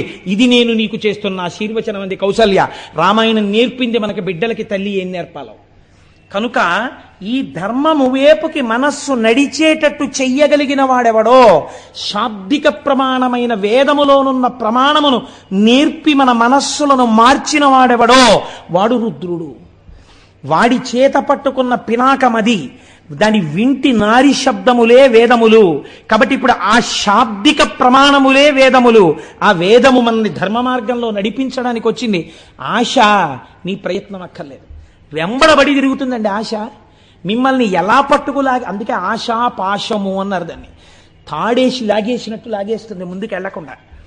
ఆశ ఎంత దారుణంగా ఉంటుందో ప్రమాచార్య స్వామి మాట చెప్తుండేవారు. ఒక దరిద్రుడికి మామిడి పండు తినాలనిపించింది. ఎంత చిత్రంగా ఉంటాయో చూడండి. ఆఖరికి రాక రాక మామిడి పళ్ళ సీజన్ వచ్చింది. ఎవడిస్తాడు వాడికి మామిడి పండు? ఎవడో ఒక మహానుభావుడు చూసి, అయ్యో పాపం వీడికి మామిడి పండు తినాలని ఇలా ఉంది, ఎప్పుడు మామిడి పళ్ళు అందరూ తినే చోటుకి వెళ్ళి కూర్చుని అలా చూస్తూ ఉంటాడు, చొంగ కారుస్తూ ఉంటాడు. ఓ పెద్ద మామిడి పండు ఇచ్చాడు. ఇప్పుడు ఆయన ఆ మామిడి పండుని చేతితో పట్టుకుని పెద్ద ఆలోచన చేశాడు. అంటే మనుష్యులకి సహజంగా ఎలా ఉంటుందో చూడండి ప్రకృతి. నాకు దొరక్క దొరికింది మామిడి పండు. ఇంటి దగ్గర భార్య ఉంది, 2 బిడ్డలు ఉన్నారు. భార్యకి 2 బిడ్డలకి నాకు నలుగురికి కలిపి ఒక్క మామిడి పండు తినడానికి సరిపోదు. పోన్లే పంచుకు తిందామంటే ఇంతంత ముక్కలు వస్తాయి. ఇలా అబ్బా ఎంతో బాగుందో అనేటప్పటికి అయిపోయింది. కాబట్టి ఈ సంవత్సరానికి నేను ఒక్కడినే తింటాను. వచ్చే సంవత్సరానికి ఎలాగో అలా కష్టపడి భార్యా బిడ్డలకు కూడా మామిడి పళ్ళు ఏర్పాటు చేస్తాను. చూడండి ఎంత చిత్రంగా ఉంటుందో. తను తినాలన్న దగ్గర భార్యా బిడ్డల్ని కూడా పక్కన పెట్టగలిగాడు. ఇప్పుడు తినచ్చు కదా పోనీ ఒక్కడు. ఇన్నాళ్ళు వీడు పాపం ఎప్పుడు పాపం ఏం తింటాడండి, పిచ్చాడు, దరిద్రుడు అనేవారు నన్ను. 10 మంది చూస్తూ ఉండగా నేను ఈ మామిడి పండు తినాలి. అంటే అందరూ నన్ను చూసి, అబ్బో ఆయన మామిడి పండు తింటున్నాడండి, ఎంత మంచి మామిడి పండు, ఎక్కడ కొన్నాడో పరకంటే ఈయనకి ఏదో ఐశ్వర్యం వచ్చింది అనుకోవాలి. కాబట్టి నేను ఇప్పుడు ఈ మామిడి పండుని అందరూ చూస్తూ ఉండగా తింటాను అని ఒక అరుగెక్కి కూర్చుని బాగా జనం వచ్చే వరకు చూశాడు. అందరూ వచ్చే వరకు మామిడి పండు ఇలా తిప్పాడు. నిజంగానే ఆశ్చర్యం వేసింది అందరికీ, ఏమిటి ఇంత మామిడి పండు ఉంది వీడి చేతిలోని. ఇప్పుడు అందరూ చూస్తుండగా తిందామని ఆ మామిడి పండుని ఇలా కొరికి అన్నాడు. అది చేతిలోంచి జారి కిందనున్న బురదలో పడింది. ఎంత అక్కడున్నాడో అంత కిందకి వెళ్ళాడు. ఇప్పుడు ఆ మామిడి పండుని వదలలేడు. తీసి కడిగైనా తినేద్దామని ఉంది. తీసి కడిగితే వీళ్ళందరూ ఏమనుకుంటారో. ఇప్పుడు ఎవరు చూడాలనుకున్నవాడో వాళ్ళే ప్రతిబంధకం అయ్యారు. తీసి కడగడమా, ఇలా ఊరుకోవడమా? గట్టిగా చెంచాడు రసం తాగలేదే, పండు పడిపోయింది కింద, ఏం చేయడం అని ఆలోచిస్తున్నాడు. పంది వచ్చి ఎత్తుకుపోయింది. అయిపోయింది మామిడి పండు. ఆ వచ్చే సంవత్సరానికి మళ్ళీ దొరికితేను. ఇంత ఆశాపాశములు, ఇది ఒక దృష్టాంతం. ఇలాంటి ఆశాపాశాల్లో మనం ఎన్నింటితో తిరుగుతున్నాం మీరు చూడండి. సాధారణంగా ఒక మాట వినపడుతుంటుంది మనకి ఇళ్లలో, ఎక్కడికైనా వెళ్ళినప్పుడు వాళ్ళ ఇంటికి ఫంక్షన్కి వెళ్తున్నాం కదా, అదేంటి ఇలా పెడితే ఏం బాగుంటుంది, ఈ చీర కట్టుకోనా బాబాయ్, వాళ్ళ మీద ఎందుకు, ఈ ఈ ఈ ప్యాంట్ వేసుకోనా అంటే నా మీదే కదా, ఈ ప్యాంట్ వేసుకోనా, ఈ షర్ట్ వేసుకోనా, ఇలా బెల్ట్ పెట్టుకోనా, ఇలా టక్ చేసుకోనా, ఇలా స్ప్రే కొట్టుకోనా, అదేంటి మంచి గాడీ డిజైన్ ఉన్న షర్ట్ వేసుకోనా, ప్లెయిన్ షర్ట్ బాగుంటుందా, ఫుల్ హ్యాండ్స్ వేసుకోనా, హాఫ్ హ్యాండ్స్ వేసుకోనా, ఇన్ని అడుగుతాడు. బ్రాస్లెట్ చెస్ట్లో ఉందా, లాకర్లో ఉందా, ఇంట్లో ఉందా, ఓసారి పెట్టుకోనా, బ్రాస్లెట్ పెట్టుకుని ఫుల్ హ్యాండ్స్ వేసుకుంటే కనపడుతుందా, హాఫ్ హ్యాండ్స్ వేసుకుని బ్రాస్లెట్ వేసుకోనా. ఎన్ని దిక్కుమాల ఆలోచనలండి. దీనికి ట్రైనింగ్ కావాలండి. మీకు ఎవడైనా వచ్చి చెప్పాలండి, నేర్పాలా? సహజంగా వస్తాయి. ధర్మం వైపుకి అడుగు పడాలంటే ఈశ్వరానుగ్రహం ఉండాలి. నా ప్రవర్తన ధార్మికంగా ఉందా అని చూసుకోవడానికి మీకు లోపల కలేజా రావాలి. ఆ కలేజాకి అటువంటి ధార్మిక ప్రవర్తనకి ఈశ్వరానుగ్రహం కావాలి. అలాంటి అనుగ్రహం ఇచ్చి నడిపించేవాడెవడో వాడు రుద్రుడు. ఇప్పుడు నాకు అక్కర్లేదనేవాడు ఎవడైనా ఉంటే నాకు చూపించండి రుద్రుణ్ణి. నమస్తే రుద్రమన్యవ ఉతోత ఇషవే నమః. నీ కోపం వస్తే ఇన్ని భ్రష్టత్వాలు వస్తాయి. అందుకని వద్దా, ఆ ధనస్సు వద్దు, ఈ ధనస్సు పట్టుకో, ఇది అందుకని పినాకి అని పిలిచింది శాస్త్రం ఆయన్ని. కాబట్టి ఇప్పుడు చూడండి అంటున్నారు రుత్, రుద్ర శబ్దములో రుత్ అన్న మాట ఉంది. ఈ రుత్ తాం భక్తేభ్యో ద్రావయతి. రుత్ అంటే ప్రతిబంధకము, అడ్డము. ఒక అడ్డం ఉంది. ఈ అడ్డం ఉండడం వల్ల వాడు ఈశ్వరుణ్ణి చేరలేకపోతున్నాడు. చేరలేక మనస్సు నిలబట్టలేదు, ఈశ్వరాభిముఖం కావట్లేదు. ఈశ్వరుణ్ణి గట్టిగా పట్టుకున్నాడు. రోషీరోయదు కామినీ జనుల తారుణ్యోరు సౌఖ్యంబులన్ బాసీబాయద పుత్రమిత్రధన సంపద్భ్రాంతి వంచాలతల్ కోశీకోయదు నమనంబకట నీకున్ ప్రీతిగా సత్క్రియల్ చేసి చేయదు దీని తుళ్ళన చవే శ్రీకాళహస్తీశ్వర అన్నాడు. దుర్జటి ఉన్నదున్నట్టు చెప్పుకున్నాడు. కాబట్టే మహాపురుషుడయ్యాడు. కాబట్టి చూడండి, ఎవరు భగవంతుణ్ణి నిజంగా కోరుకుని ఈశ్వరా నేను ఈ కోరికల వల్ల, ఈ కారణాల వల్ల నిన్ను పొందలేకపోతున్నాను, వీటి మీద నా మనస్సు మరల్చు అని వెళ్ళి నిజాయితీతో చెప్పుకున్నాడో ఈశ్వరుడికి, ఆ నిజాయితీకి పొంగిపోయి తీసేస్తాడంతే ఆ ప్రతిబంధకాన్ని. అమ్మా నాకు చదవాలనే ఉందమ్మా, కానీ రాత్రి 10 అయ్యేటప్పటికీ నాకు నిద్ర వచ్చేస్తోందమ్మా, కాసేపు అమ్మా నువ్వు కూడా నా పక్కన కూర్చుని నాకు 10 అయ్యేటప్పటికి నిద్ర వచ్చేసేయకుండా నాకు ఇలా కళ్ళు పడిపోతుంటే ఒక్కసారి నన్ను కొట్టి నాకు ఒక్క 20 నిమిషాలు ఏమైనా మంచి మాటలు చెప్పావా, నేను మళ్ళీ 11 వరకు 11:30 వరకు చదువుకోగలను. అమ్మ నాతో పాటు కూర్చోవా అంది పిల్ల. కూర్చోవలసిన అవసరం తల్లికి ఏమిటి? 9ంటికి హాయిగా పడుకోగలదు తల్లి. అలాగే నాన్న కూర్చుంటానంది. ఎవరి కోసం కూర్చుంది? 10 వరకు పనున్నా లేకపోయినా రేపు చెయ్యబోయే కూరకి వాళ్ళే కూర తరుక్కుని ఏదో పని చేసుకుంటూ కూర్చుంది. 10 అయింది. పిల్ల చదువుకుంటున్న గదిలోకి వచ్చింది. ఇలా కునికుపాట్లు పడుతోంది. లేపి ఓ గుక్కెడు టీయో కాఫీయో పాలో ఇచ్చి, కాసేపు నాన్న మీ నాన్నగారు ఎంత సంతోషపడిపోతారో, నీకో మంచి ర్యాంక్ వస్తే నాన్నగారు ఏమన్నారో తెలుసా, తల్లిగాడు తెల్లగా ఉంటాడు, వాడికి నేను 2 జతల గాజులు చేయిస్తాను, నా తల్లి 2 జతల గాజులు వేయించుకుంటే దాని రంగు మీద గాజులు అందమే కనపడదు, నా తల్లి బంగారం కన్నా గొప్పది అని మీ నాన్నగారు మురిసిపోతారు. మీ నాన్నగారు నీ చేతులకి 2 జతల గాజులు తెచ్చినప్పుడు ఎంత పొంగిపోవాలి. మరి నువ్వు కష్టపడి చదవాలి కదా నాన్న, నువ్వు 11:30 వరకు చదవ. అమ్మా ఇంకా నువ్వు 20 నిమిషాలు కూడా అక్కర్లేదు, ఇంకో 15 నిమిషాలు వేస్ట్, నువ్వు పడుకో నేను చదువుకుంటానని చదివేసుకుంది. అమ్మ ఏం చేసింది? ఏది లక్ష్యమును చేరడానికి ప్రతిబంధకమో దాన్ని తీసేసింది. మీకు ఈశ్వరుణ్ణి చేరడానికి ఏది ప్రతిబంధకమో, నమస్తే రుద్రమన్యవ ఉతోత ఇషవే నమః అని అభిషేకం చేస్తే, పారాయణ చేస్తే రుద్రాన్ని, శివాష్టోత్తరం చదివితే ఆయన ఆ ప్రతిబంధకాన్ని తీసేస్తాడు. ఇది రుద్ర, ఇది రక్షణ కలిగినటువంటి. అందుకని నమస్తే రుద్రమన్యవ అంటూ వెళ్ళి ఆ చేతిలో ధనస్సును రుద్రశబ్దంతో కలపడం వెనకాల కారణం అది. ఇప్పుడు రోదయతి శత్రూన్ రుద్ర, ఇప్పటి వరకు మిమ్మల్ని ఏడిపించిన వారు లేదా లోకమునకు శత్రువులైన వాళ్ళు, అంటే ఈశ్వరుడు ప్రతిపాదించినటువంటి ధర్మమునకు విరుద్ధమైన మార్గములో ప్రవర్తించడమునందు మమేకమైన వారు, అటువంటి వారిని ఏడిపించేవాడు. అంటే మాకు ఒంట్లో బలం ఉంది కదా అని తిరిగారు రాక్షసులు, అంటే ఈశ్వర మార్గమును విస్మరించిన వారు, వాళ్ళని మట్టు పెట్టగలిగిన వాడు, వాళ్ళని ఏడిపించగలిగిన వాడు. రుదం రోదనం ద్రావయతీతివా రుద్ర. మీకు అపారమైనటువంటి దుఃఖం ఉంది ఒక కారణం చేత, అది ఏదైనా కారణం కావచ్చు. ఇప్పుడు మీరు ఒక్కటి మాత్రం వేదాంతంలో జ్ఞాపకం పెట్టుకోండి, చేసిన పాపమునకు ఏడవవలసినదే ఎవడైనా. అది ఆ ఏడుపు ఎలా ఉంటుంది అంటే, మీకు బాగా ఏ వస్తువు ప్రీతిపాత్రమైతే ఆ వస్తువు జోలికి విడితే బాగా ఏడవగలరు. అంటే పెద్ద పాపం ఉందనుకోండి, చాలా కాలం ఏడిపించాలంటే ఆ వస్తువు జోలికి వెళ్ళాలి కదండి. ఈశ్వరానుగ్రహం బాగా ఉందనుకోండి, శాశ్వతంగా దూరం చేయకుండా మీ కళ్ళ ముందే ఉంచి మీకు లేనిది చెయ్యొచ్చు ఒక్కొక్కసారి. ఇలా కూడా జరుగుతుంటుంది లోకంలో చిత్రం. ఎలా చెప్పండి? తన కొడుకే ఫోన్ చేశాడు. ఏం నాన్న బాగున్నావా అన్నాడు. నాన్నగారండి ఏం చేస్తున్నారండి అన్నాడు కొడుకో. ఏం చేస్తున్నానా? భోజనం చేస్తున్నాను రా అన్నాడు. నాన్నగారండి ఏం వండింది అమ్మ ఇవాళ అన్నాడు. అమ్మ వంకాయ అల్లం కారం పెట్టి వండిందిరా, ఎంత బాగుందో అన్నాడు.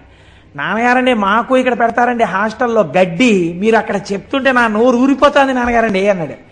ఇక్కడ కొడుకు తండ్రి యొక్క కందుల వెంట నీళ్లు కారి ఇంకా వెయ్యకే ఆ కూర అన్నాడు. ఎందుకన్నాడు? కొడుకు తనతో కలిసి ఆ కూర తినలేకపోయింది అన్నారు. శంకరుడు ధనస్సు పట్టుకుంటే ఇంత స్తోత్రమా, వేదంలో ఇన్ని మంత్రాలు రావడమా, ఎందుకు రావాలి అని అడిగారు.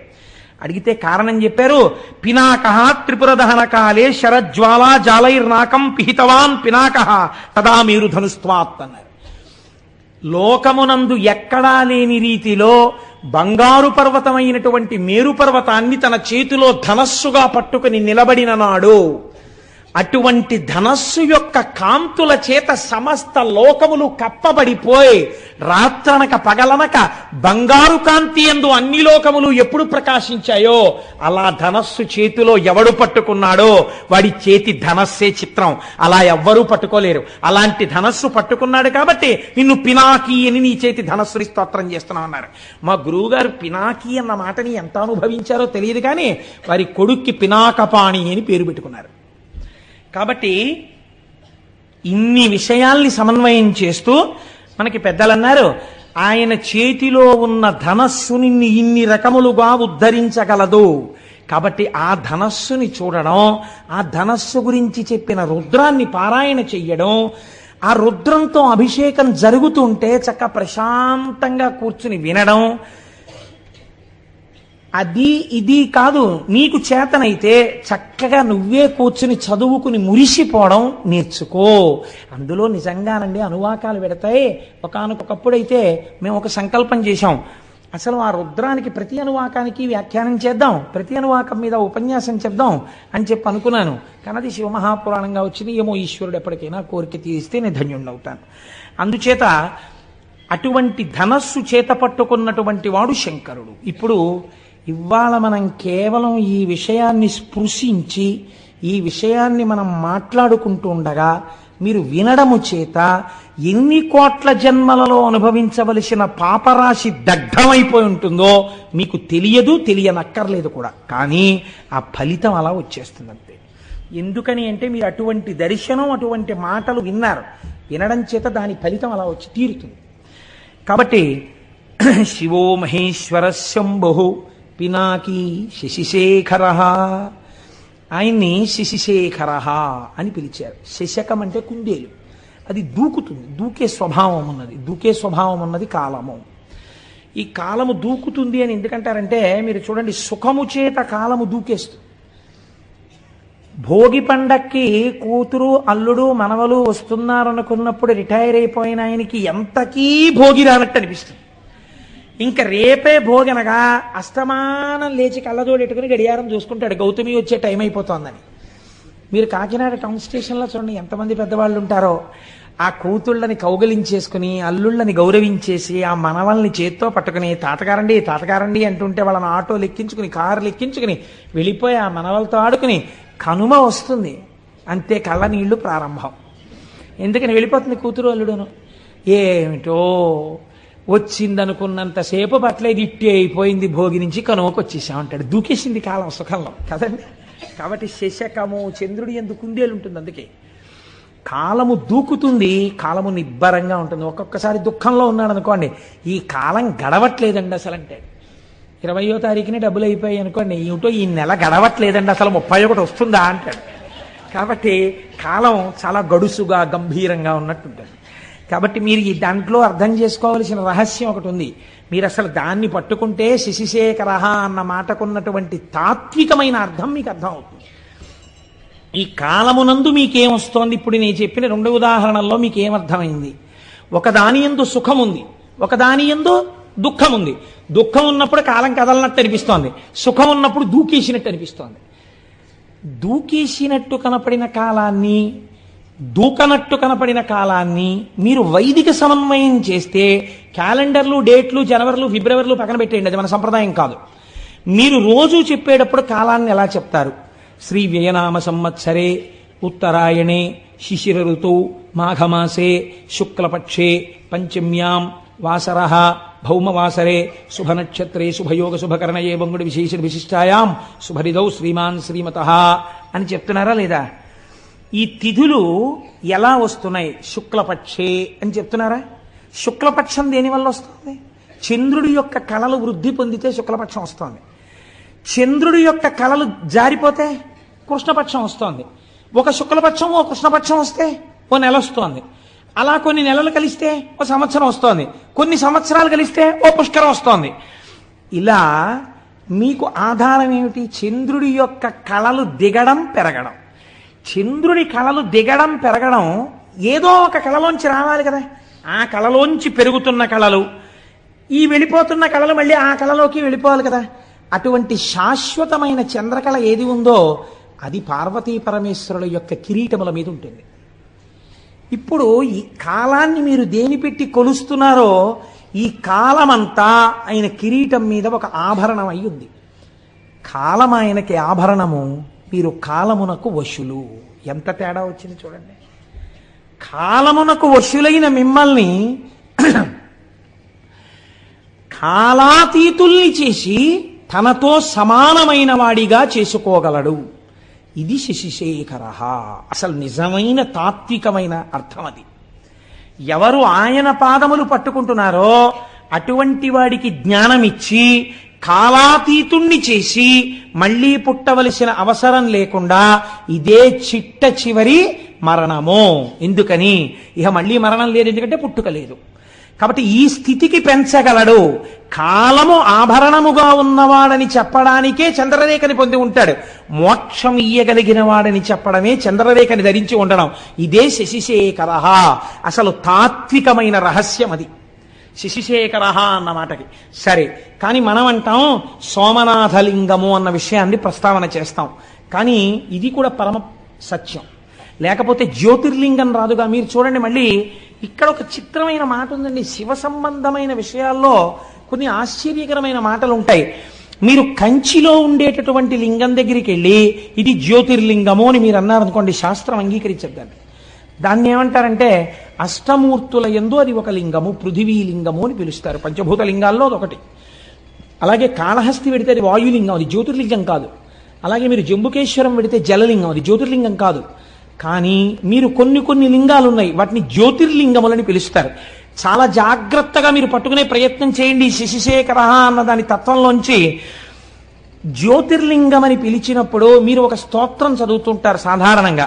మీకు అందరికీ నోటికొచ్చరి సౌరాష్ట్రే సోమనాథంచ శ్రీశైలే మల్లికార్జునం ఉజ్జయిన్యాం మహాకాళం ఓంకారం అమలేశ్వరం అని ఆ శ్లోకం అంతా చెప్పి ఆ చిట్ట చివర మనం ఓ మాట చెప్తుంటాం, ఏతాని ద్వాదశ లింగాని అని సాయం ప్రాతర్పటేన్నరః అంటాం. ఇది ద్వాదశ జ్యోతిర్లింగ స్తోత్రము అని పిలుస్తాం. ఈ 12 మీరు జ్యోతిర్లింగములు అని పిలుస్తున్నారు కదండి. జ్యోతిర్లింగము అని పిలిచినప్పుడు లింగము జ్యోతి, ఈ 12 చోట్ల ఏముండాలి? న్యాయంగా దీపం ఉండాలి, జ్యోతి ఉండాలి. కానీ మీరు సౌరాష్ట్రం వెళ్ళారనుకోండి, సోమనాథ క్షేత్రానికి వెళ్ళారనుకోండి, అక్కడ మీకు దీపం కనపడుతోందా, శివలింగం కనపడుతోందా? శివలింగమే కనపడుతోంది. శ్రీశైలే మల్లికార్జునం, మీరు శ్రీశైలం వెళ్ళారనుకోండి, శ్రీశైలంలో మల్లికార్జున లింగం కనపడుతోందా, జ్యోతి కనపడుతోందా? లింగమే కనపడుతోంది. మరి మీరు ఈ 12 జ్యోతిర్లింగాలనడానికి, ఈ 12 జ్యోతిర్లింగాలంటే మిగిలిన కంచి ఇలాంటి చోట ఉన్న లింగాలు వీటికన్నా తేడాగా ఏమైనా ఉన్నాయా? మరి వాటిని జ్యోతిర్లింగాలను మీరు ఎందుకన్నారు? ఈ 12 ఎందుకు జ్యోతిర్లింగాలు అంటారు? ఏమైనా కారణం ఉందా? అలా ఎందుకు పిలుస్తారు? అంటే దీన్ని రుద్రానికి ఉన్నటువంటి ప్రార్థన గజ్జె ఎందు చెప్పారు. ఆపాతాల నభస్థలంత భువన బ్రహ్మాండమా విస్ఫురత్ జ్యోతిస్ఫాటికలింగమౌళి విలసత్పూర్ణేందు వాంతామృతై అస్తోకాప్లుతమేకమీశమనిశం రుద్రాను వాకాన్ జపన్ ధ్యాయేత్ ఈప్సిత సిద్ధయే అన్నారు. ధ్యాయేత్, మీరు ఆ లింగము దగ్గరికి వెళ్ళి అడిగినప్పుడు ఇహమునందు కావలసిన సౌఖ్యము నుండి మోక్షము వరకు ఏదైనా ఇవ్వగలిగిన పరబ్రహ్మస్వరూపంగా శివలింగం ఉన్నది. మీకు దొంగో చీకట్లో తెలియలేదనుకోండి, దీపం పెట్టి చూడాలి, స్పష్టంగా తెలుస్తుంది. దీపాన్ని చూడడానికి ఇంకో దీపం అక్కర్లేదు, దీపమే అంతే. ఇంకా జ్యోతియే ప్రధానము స్పష్టతకు. ఈ లోకమునందు జ్ఞానము పొందాలన్నా ఝాయేత్ ఈప్సిత సిద్ధయే. నాకు మోక్షం కాదండి, ఏదో వ్యాధి తగ్గాలి, ఆల్ రైట్ తగ్గిపోతుంది. నీకు ఆ పూనికుంటే 3 ఏదో ఉద్యోగం రావాలి, వచ్చేస్తుంది నీకు. అందుకేనండి ఎవరైనా కష్టాల్లో ఉంటే దక్షారామం వెళ్ళమంటారు. 40 రోజులు 41 రోజులు దక్షారామంలో వెళ్ళి దర్శనం చేసుకోవాయా అంటారు. దక్షారామం భోగక్షేత్రం, అది ఎటువంటి భోగాన్నైనా ఇచ్చేస్తుంది మనిషికి, ఎటువంటి కోరికైనా తీర్చేస్తుంది. కాబట్టి జ్యోతిర్లింగము అంటే ఝాయేత్ ఈప్సిత సిద్ధయే. మీరు వెళ్ళి అలా చూసిన దాన్ని మళ్ళీ ఇక్కడ స్మరించి కూర్చున్నారనుకోండి, ఇది ప్రధానం. ఝాయేత్, చూసి కూర్చుని మళ్ళీ ఇక్కడ ఒక్కసారి స్మరిస్తే ఈప్సిత సిద్ధయే, మీ కోరిక తీరుతుంది. వేదం మీకు అభయం ఇచ్చింది. కాబట్టి కోరిక తీర్చడం దగ్గర నుంచి మోక్షం ఇవ్వడం వరకు చెయ్యగలిగినటువంటి శివలింగములే ఉన్నాయో అవి జ్యోతిర్లింగములు. అటువంటి జ్యోతిర్లింగములు స్వయంభూ, అవి ఒకరు ప్రతిష్ఠ చేసినవి కావు. ఈశ్వరుడు చిత్ర విచిత్రమైన పరిస్థితుల్లో అలా వచ్చాడు. అలా ఎందుకు వచ్చాడు అన్నదాన్ని మనం 2గా చెప్తాం శాస్త్రంలో. ఎలా చెప్తామంటే, ఒకటి స్థల పురాణము అంటాం. ఇది ఎందుకు వింటామంటే, మీరు సోమనాథం వెళ్ళారనుకోండి, అయితే శ్రీశైలం వెళ్ళారనుకోండి, శ్రీశైలం వెళ్ళి మల్లికార్జున లింగాన్ని దర్శనం చేసేసుకుని వచ్చేసారనుకోండి, ఒక స్థాయిలో గొప్పదేది. కానీ ఏమడుగుతామంటే, అయ్యా ఒక్కసారి దీని స్థల పురాణం చెప్పండి మాకు అని అడుగుతాం. అంటే ఎందుకు వచ్చిందో ఆ లింగం చెప్తారు. గుడిలోకి వెళ్ళిన తరువాత దర్శనం చేసుకున్నప్పుడు వినేటటువంటి స్థల పురాణమే మీరు జ్యోతిర్లింగముల యొక్క ఆవిర్భావ చరిత్రగా పురాణాంతర్గతముగా వింటే ద్విగుణీకృతమైనటువంటి ఫలితాన్ని దర్శనం చేసి ధ్యానం చేసిన ఫలితం ఎంతదో అంత ఫలితాన్ని ఇస్తుంది. ఇప్పుడు 12 జ్యోతిర్లింగాల్ని శివమహాపురాణాంతర్గతంగా మీరు విన్నారనుకోండి, అందుకు తీసుకొస్తారు. ఇప్పుడు మీకు ఏ ఫలితం వేస్తారంటే, మీరు ఈ దేశములో ఉన్న 12 జ్యోతిర్లింగాల్ని సశాస్త్రీయంగా ఎలా దర్శనం చెయ్యాలో అలా దర్శనం చేసేసినటువంటి ఫలితాన్ని మీ ఖాతాలో వేసేస్తారు. కనుక పురాణంలోకి వీటిని తీసుకొస్తారు. కాబట్టి ఇప్పుడు శశిశేఖర సోమనాథ జ్యోతిర్లింగమో వదిలిపెట్టేయచ్చా? వదిలిపెట్టకూడదు, స్మరించాలి. ఎందుకు వచ్చిందో చెప్పుకోవాలి. ఒకసారి చెప్పుకుంటే ఏమవుతుంది? మీరు ఇక్కడ స్మరిస్తున్నారు దాని కథని. అది స్మరించడం చేత స్వయంభూ అయినటువంటి పరమాత్మ ప్రసన్నుడై, మీరు అది వింటున్నప్పుడు మీకు తెలియకుండానే మీరు ఆ సోమనాథ క్షేత్రం ఇలా ఉంటుంది అని మనస్సు అక్కడికి వెళ్ళిపోతుంది. అది వింటారు. ఝాయేత్, ధ్యానం చేసింది. మామూలుగా అయితే క్షణం చేస్తుంది, ఇప్పుడు ఒక అరగంట చేస్తుంది. అపారమైనటువంటి ఫలితాన్ని ఇచ్చేస్తుంది. అలా 12 జ్యోతిర్లింగాలు విన్నారనుకోండి, ఏమవుతుంది? అందుకని పురాణ శ్రవణం చెయ్యి అంటారు. ఇప్పుడు విన్నవాడికి ఏమవుతుంది? 12 జ్యోతిర్లింగాల దర్శనం చేసవచ్చే ఫలితం ఏదో అది వాడి ఖాతాలో వేసేస్తారు. అందుకే పూర్వం అందరూ వెళ్ళలేరని ప్రత్యేకంగా మన వాళ్ళు వెర్రివాళ్ళై పురాణం చెప్పించలేదండి. ఒక ఆయన్ని పట్టుకు తెచ్చుకుని, అయ్యా మాకు పురాణం చెప్పండి అంటే ఆయన ఓ పుస్తకం పెట్టుకుని చక్కగా చదువుతుంటే ఆయన చెప్తుంటే భక్తి శ్రద్ధలతో అలా వినేవారు. ఇది ఇలా ఉంటుందా అండి, దీనికి హేతు ఉంటుందా అండి అని అడిగేవారు కాదు. శ్రద్ధ అలా ఉంటుంది, ఈశ్వరుడు స్వతంత్రుడు, అలా చెయ్యగలడు, వాళ్ళకి ఆ విశ్వాసంతో వినేవారు. అందుకే 80 ఏళ్ళు రానివ్వండి, చక్కగా మోకాళ్ళు నొప్పి లేదు, బీపీ లేదు, షుగర్ లేదు, కళ్ళజోడు లేదు, ఇనప రాయల్లే ఉండేవారు. ఇంత పప్పు అన్నం, ఇంత చారుడు నెయ్యి, ఇంత ఆవకాయ కలుపుకొని శుభ్రంగా తినేసి త్రేయించి వెళ్ళిపోయేవారు. ఎందుకుండేదంటే వాళ్ళకి భగవంతుడి మీద విశ్వాసం లోపల జఠరాగ్నిగా ఉండేది. మనకు అన్నీ వేరువిరుపులే. అలా ఉంటుందా అండి? నీకు ఆకలి ఉండదు, అనుమానం సంశయాత్మ వినశ్యతి. కాబట్టి చూడండి, శశిశేఖర అన్న నామాన్ని వ్యాఖ్యానం చేస్తూ అంటారు, దక్ష ప్రజాపతికి 27 మంది కుమార్తెలు. ఆ 27 మంది కుమార్తెలే 27 నక్షత్రాలు, అశ్విని భరణి కృత్తిక రోహిణి. వీళ్ళు ఈ 27 నక్షత్రాల్ని తీసుకెళ్లి చంద్రుడికిచ్చి వివాహం చేశాడు. ఒక ఆయనకే ఇచ్చేశాడు, గొడవ లేదు, పండగ ఒక్కడే అల్లుడు వస్తాడు. అందుకని 27 ఆడపిల్లల్ని ఒక్కరికే ఇచ్చాడంటే పూర్వం దక్షిణ నాయకత్వము అని ఒకటి ఉండేది. మీరు నన్ను క్షమించండి, నేను పురాణాంతర్గతంగా ఇలాంటి మాట అనకూడదని అండం ఎందుకు అంటున్నాను, ఒక దక్షిణ నాయకత్వాన్ని సమర్థించడానికి. అనుకోండి, విజయనగర సామ్రాజ్యాన్ని పరిపాలించినటువంటి రామరాయల వారు అప్పుడప్పుడు ఏదైనా ఊరిడితే ఆ ఊళ్ళో తరణిపోలిన పిల్లలు కనపడుతుండేవారట. దక్షిణ నాయకత్వం అంటే అలా ఉండేది. అంతమంది భార్యలతో ఉండేవారు. దశరథ మహారాజు గారికి 365 మంది భార్యలు ఉండేవారు. అలా పూర్వం ఆ దక్షిణ నాయకత్వం ఉండేది. అందుకని 27 ఆడపిల్లల్ని ఒక్క ఆయనకి ఇచ్చేసాడు ఆయన. ఈ 27 మంది భార్యలతో చంద్రుడు పాణిగ్రహణం చేసిన వాడు ఏం చెయ్యాలి? చక్కగా సంతోషంగా 27 మందితోటి కలిసిమెలిసి ఉండాలి. ఏదో ఒక ఆయన తాను రోజు పడక గదిలోకి వెళ్ళి చూసినట్టు, దానివల్ల గొడవలు వస్తున్నట్టు నువ్వు అలా ప్రవర్తించకని బుద్ధి చెప్పాడు వెంకటేశ్వర స్వామి వారికి. శ్రీదేవి వంకకు చిలిపిగా చూడకు, అలమేలు మంగకు అలకరానీయకు, ముద్దుసతులిద్దరిని ఇరువైపులా చేర్చి ఏ గొడవ లేకుండా హాయిగా నిదురపో శేషశైలావాస శ్రీ వెంకటేశ. ఆయన ఎలా పడుకోవాలో, భార్యలతో ఎలా సర్దుకోవాలో ఈయన పాఠం చెప్పి అలా నిద్రపోమని చెప్పాడు. అదో విచిత్రం. అంటే భావన చేత స్వేచ్ఛ కలిగి తన్మయత్వంతో పాడుకున్నటువంటి వాడికి హద్దెక్కడుందండి? కాబట్టి ఆయన అలా దర్శనం చేయగలిగాడు. అంటే ఆయన ఎప్పుడో ఈయన అలా చూడడం, ఆవిడ కొంచెం కోపడ్డం అవి ఆయన చూశాడనమాట. అందుకని నువ్వు అలా అనవసరంగా గొడవలు తెచ్చుకోక, పొద్దున్నే ఒక అమ్మవారు చిన్నబుచ్చుకుంటే మాకు కష్టంగా ఉంటుంది, ఇద్దరిని సమానంగా చూస్తూ పడుకో అన్నాడు ఆయన.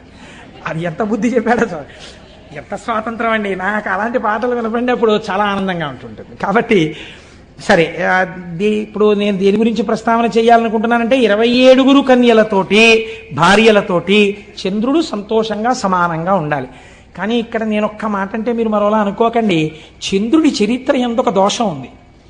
ఏమా దోషము? మీకు దేవీ భాగవతంలో మొదటి కదా అదే. ఇప్పుడు నేను దాన్ని ప్రస్తావన చేస్తే దానికి మళ్ళీ వివరణ చేయాలంటే మహాప్రభావం 3 రోజులు పడుతుంది. ఎందుకు వచ్చిన గొడవ?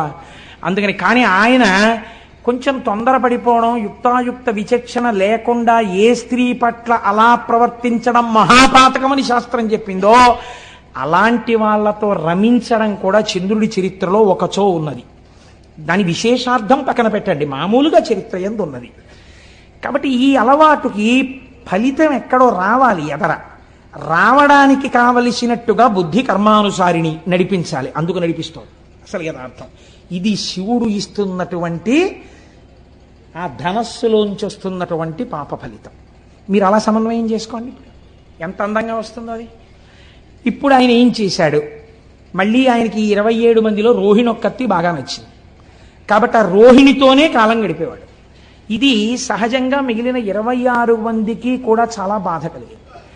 27 స్వీకరించిన వాడు 27 సమానంగా ఉండాలి, కానీ ఒక్క రోహిణితోనే ఉంటున్నాడు. వాళ్ళు ఎంత బాధతో మాట్లాడారో తెలుసా అండి? తండ్రి గారి దగ్గరికి వెళ్ళి, నేను అన్ని పద్యాలు చెప్తూ కూర్చుంటే 42 రోజులు ఏంటి, ఆయన చెప్పినట్టు సంవత్సరం అయిపోతుందో ఏమిటో గొడవ అని బెంగెట్టుకుని 1-2 పద్యాలు మాత్రమే చెప్తున్నాను. అందరి నేల ఇట్లు జలజారికి నిచ్చితివి, ఒక్క రోహిణీ సుందరినిచ్చి నన్మిగుల సొంపుగా నుండెడిది, ఎక్కడేని మాకుందక భర్త చిక్కకయే గొడ్డైపోవునో పృథ్వీ. తండ్రి, ఈ వందురు ఎట్లు పాయుదుము వల్లభ కొల్విటు చెందుమాకి కన్నని అడిగారు. ఎంత కష్టంతో కూడుకున్న మాట అడిగారో చూడండి. నాన్నగారండి, మీరు ఎందుకు ఈ తప్పు చేశారండి? మా 27 మందిలో ఒకవేళ రోహిణియే అందగత్తేమో, రోహిణిని ఒక్కదాన్ని చంద్రుడికిచ్చి అంత చందమామ లాంటి మొగుడు రావాలంటారు కదా, చందమామ లాంటి మొగుడిని పొందడానికి మేము అర్హులం కావేమో, అంత అందగత్తెలం కాదేమో, అందుకేనేమో రోహిణి మీద ఉన్న ప్రీతి మా మీద లేదు. అంత అందమైన కూతురుతో పాటు అందం లేని మమ్మల్ని కూడా ఎందుకు ఇచ్చారు నాన్నగారు? కన్యాదానంలో మీ బాధ్యత అయిపోతుందని ఇచ్చారా? మాకు తగిన భర్తలు, మేము ఎంత పనికి మాలిన వాళ్ళమైనా మాకు తగిన భర్తలు పృథివీలో ఉండరా? గొడ్డుపోయిందా నాన్నగారు లోకం? ఎవరిని తెచ్చి మాకు పెళ్లి చేస్తే మేము సంతోషించకపోదు అండి. భర్త యొక్క మనస్సు చూరగొనని మా జన్మ మాకెంత బాధగా ఉందో తెలుసా నాన్నగారు? ఎంత గొప్పగా మాట్లాడారండి వాళ్ళు, ఎంత అందమైన పద్యం పడిపోయిందో చూడండి. నాన్నగారండి, గొడ్డుపోయిందా లోకం? మమ్మల్ని ఎందుకు ఇచ్చారు నాన్నగారు? చంద్రుడికి 27 మందిని, ఒక్కతే అందంగా ఉంది, అందమైన రోహిణితో ఆయన ఉంటున్నాడు. అసలు మా జన్మలో మేము భర్త గారితో కలిసి ఉండి భర్త గారు మా వల్ల సంతోషపడ్డారన్న రోజు మా జీవితంలో మేము చూస్తామా నాన్నగారు అన్నారు. దీనికి వాళ్ళు చేసిన పాపం ఏమిటండి? తండ్రి మనస్సు ఈ మాట విన్నప్పుడు ఎంత కుందుతుంది. కాబట్టి ఆయన చరచరాలేసి అసలే దక్ష ప్రజాపతి ఎదర వీరభద్ర విజయం వస్తుంది కదా, గబగబా పంచ పైకి పట్టుకుని చంద్రలోకానికి వెళ్ళాడు. ఆయన అల్లుడు గారు ఎదురొచ్చారు, తీసుకొచ్చారు, కూర్చోబెట్టారు. కూర్చోబెట్టిన తర్వాత అబ్బాయి నీ పరిస్థితి అంతా బాగోలేదయా, నీకు 27 పిల్లలు ఇచ్చాను. ఇచ్చినప్పుడు చక్కగా మామయ్యగారండి బాగున్నారండి, చక్కగా ఉంటుందండి, మీరు వచ్చినప్పుడు ఎంత సంతోషంగా ఉంటారో చూద్దురుగానండి అన్నావు. నీ మీద అప్పుడే పితూరీలు ప్రారంభమయ్యాయి. ఒక్క రోహిణితో ఉంటున్నావుట. ఇలా ఉండడానికి వీల్లేదు. 27 పిల్లల కంటి వెంట నీళ్లు రాకూడదు, అందరినీ సమానంగా చూసుకో. చూస్తావా? అసలు దక్ష ప్రజాపతి. తప్పకుండా మామయ్యగారండి అన్నాడు. అయిపోయింది. అమ్మా నేను చెప్పానమ్మా, ఇంకా మీకేమి ఇబ్బంది ఉండదు, ఈ మాట మీరు సంక్రాంతికి వచ్చినప్పుడు సంతోషంగా వస్తారు అని వెళ్ళిపోయాడు దక్ష ప్రజాపతి. అంటే నిజంగా సంక్రాంతి అనుకోకండి, నేను ఒక మాట అన్నానంతే. ఇప్పుడు వెళ్ళిపోయిన తర్వాత మళ్ళీ ఎవరో వచ్చి చెప్పారు, పాపం ఆ 26 అలాగే ఏడుస్తున్నారండి, మీ అల్లుడి గారి ప్రవర్తనలో ఏమీ మార్పు లేదు, ఎక్కడ చూసినా రోహిణితోటే ఉంటాడు, మిగిలిన 26 మంది జోలికి ఎప్పుడూ వెళ్ళాడు. పాపం ఓసారి మీరు చెప్పారు, ఆయన వినడు, ఏమిటో వాళ్ళ బతుకు అంతేనా అన్నారు. అనేటప్పటికి ఇప్పుడు ఆయనకి ఎందుకు కోపం వచ్చిందంటే నా మాట వినలేదని కోపం వచ్చింది. ఆయన ఎటువంటి ఆలోచన వచ్చిందో చూడండి. ఆ కోపంలో క్షయవ్యాధి ఉన్నటువంటి వాడికి తొందరగా దగ్గరగా వెళ్ళడానికి, ఆ ఉచ్ఛ్వాస నిశ్వాసలని లోపలికి పీల్చడానికి, వారి నోటి ఎంగిలిని తన నోటిలోకి తీసుకోవడానికి ఎవరు ఇష్టపడరు, ఎందుకంటే వీళ్ళకి క్షయ వస్తుందని. కాబట్టి ఆయన అన్నాడు, నీ విశృంఖలత్వానికి నేను అడ్డు వేస్తాను, కాబట్టి నువ్వు క్షయవ్యాధి పీడితుడవగుదువుగాక. ఆయన ఉద్దేశం ఏమిటి? పూర్వం సంతోషపడినట్టు రోహిణి కూడా నీ దగ్గరికి రానివ్వరు, క్షయ వచ్చింది కాబట్టి. ఇప్పుడు శుశ్రూష చేయడానికి భార్యలని మాత్రం మిగిలిన వాళ్ళని పిలుస్తావు, నీ బతుకు బయటెడుతుందన్నాడు. క్రోధంలో అదుపు తప్పిన మాట వచ్చేసింది మామగారు నోటి వెంట. వచ్చి నువ్వు క్షయవ్యాధి పీడితుడు వగుదువుగాక అన్నాడు. ఈయనకి క్షయవ్యాధి వచ్చింది, కానీ దేవతలందరికీ భోజనాలు పోయి ఉపవాసాలు చేసి న్యూరోబియాన్ ఇంజక్షన్లు చేయించుకోవాల్సి వచ్చింది. వాళ్ళందరూ నీరసపడిపోయారు. ఇదేమిటండి, చంద్రుడికి క్షయవ్యాధి వస్తే దేవతలకి నీరసం రావడం ఎందుకు అంటే ఇక్కడ ఒక పెద్ద మర్మం ఉంది. చంద్రుడు బాగా ప్రకాశిస్తే ఆయన యొక్క అనుగ్రహం చేత ఓషధులు ప్రకాశిస్తాయి. ఓషధులు బాగా ప్రకాశిస్తే ఆ ఓషధులతో కూడినటువంటి ద్రవ్యములతో యజ్ఞం చెయ్యాలి. ఈ యజ్ఞంలో ఓషధుల్ని కూడా వేస్తే ఈ హవిస్సులు దేవతలు తీసుకుంటారు. దేవతలు తీసుకుని వాళ్ళ ఆకలి తీరితే వాళ్ళకు మనకు మంగళములను ఇస్తారు. దేవతలకి హవిస్సులు లేవు, లోకాలకి మంగళాలు లేవు. ఇటు వీళ్ళు మాడిపోయారు, అటు వాళ్ళు మాడిపోయారు. ఎందుకు వచ్చింది ఇదంతా? చంద్రుడికి క్షయవ్యాధి వచ్చింది. కాబట్టి ఇప్పుడు ఇది ఎవరి సమస్య అయి కూర్చుంది? చంద్రుడి వ్యక్తిగత సమస్య కాదు, అన్ని లోకాల సమస్య. ఎంత చిత్రంగా పరిణమించిందో చూడండి విషయం. ఇప్పుడు వీళ్ళందరూ మాట మాట్లాడుకున్నారు. అత్రి మహర్షిని పిలిచారు. అందరూ కలిసి చతుర్ముఖ బ్రహ్మగారి దగ్గరికి వెళ్ళారు. పెద్ద ఆయన పాపం ఆయన్ని అడుగుతారు అందరూ. ఆయన దగ్గరికి వెడితే చూడండి, మనం సాధారణంగా ఓ మాట అంటాం, ఏమండి వీడు ఇలా తప్పు చేశాడు, కొంచెం చేయనంటే వీడికి చెయ్యాలి ఉపకారం. వీడికండి చెయ్యాలి? మీరు తండ్రి, మీరు మర్చిపోయారేమో, వీడు చేసిన తప్పుడు పనులన్నీ నాకు బాగా గుర్తున్నాయి. ఎంత ఏడిపించాడంటే బృహస్పతిని, నాకు తెలీదా? ఆ రోజు నేనే కదా చతుర్ముఖ బ్రహ్మని జోక్యం చేసుకున్నాను. వీడికి అసలు ఇటువంటి ఇది రావాలి, బాగా వచ్చింది నాళ్ళకి, మామగారు బలి చేపించాడు. కానీ ఇగో వీళ్ళ కోసం ఓ మార్గం చెప్పక తప్పదు అని చెప్తాడు. చూసారా ఓ పెద్ద ఆయన, అలాగే చెప్పాడు బ్రహ్మగారు. ఆ పద్యం వినండి ఎంత గొప్పగా పడిందో. పరకాయ ప్రవేశం చేసి అత్యంత సహజమైన రచన చెయ్యడం అంటే అది. అయినను లోక సౌఖ్యమును నారసి చెప్పెదా. వీడు తుంటరవాడు, వీడికి చెప్పకూడదు అసలు, వీడి క్షయవ్యాధితో బాధపడినా గొడవేం లేదు. అయినను లోక సంక్షేమం కోసం చెప్తారు. ఇటు మీరు అటు వాళ్ళు బాధపడుతున్నారు కదా, అందుకు చెప్తానన్నాడు బ్రహ్మగారు.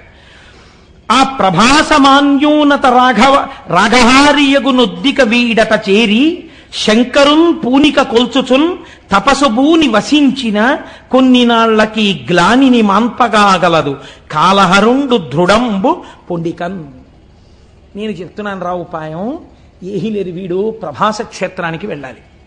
వెళ్ళి సముద్రపు ఒడ్డున ఉంది, అది అరేబియా మహాసముద్రం అని ఇప్పుడు మనం పిలుస్తున్నామే, ఆ సముద్రపు ఒడ్డుకు వెళ్ళి కూర్చుని ఆ ప్రభాస క్షేత్రంలో ఓ గుంట తవ్వి అందులో ఒక పార్థివలింగాన్ని పెట్టుకుని పంచాక్షరీ మహామంత్ర జపాన్ని మృత్యుంజయ మహామంత్రంతో కలిపి అనుష్ఠానం చేయాలి.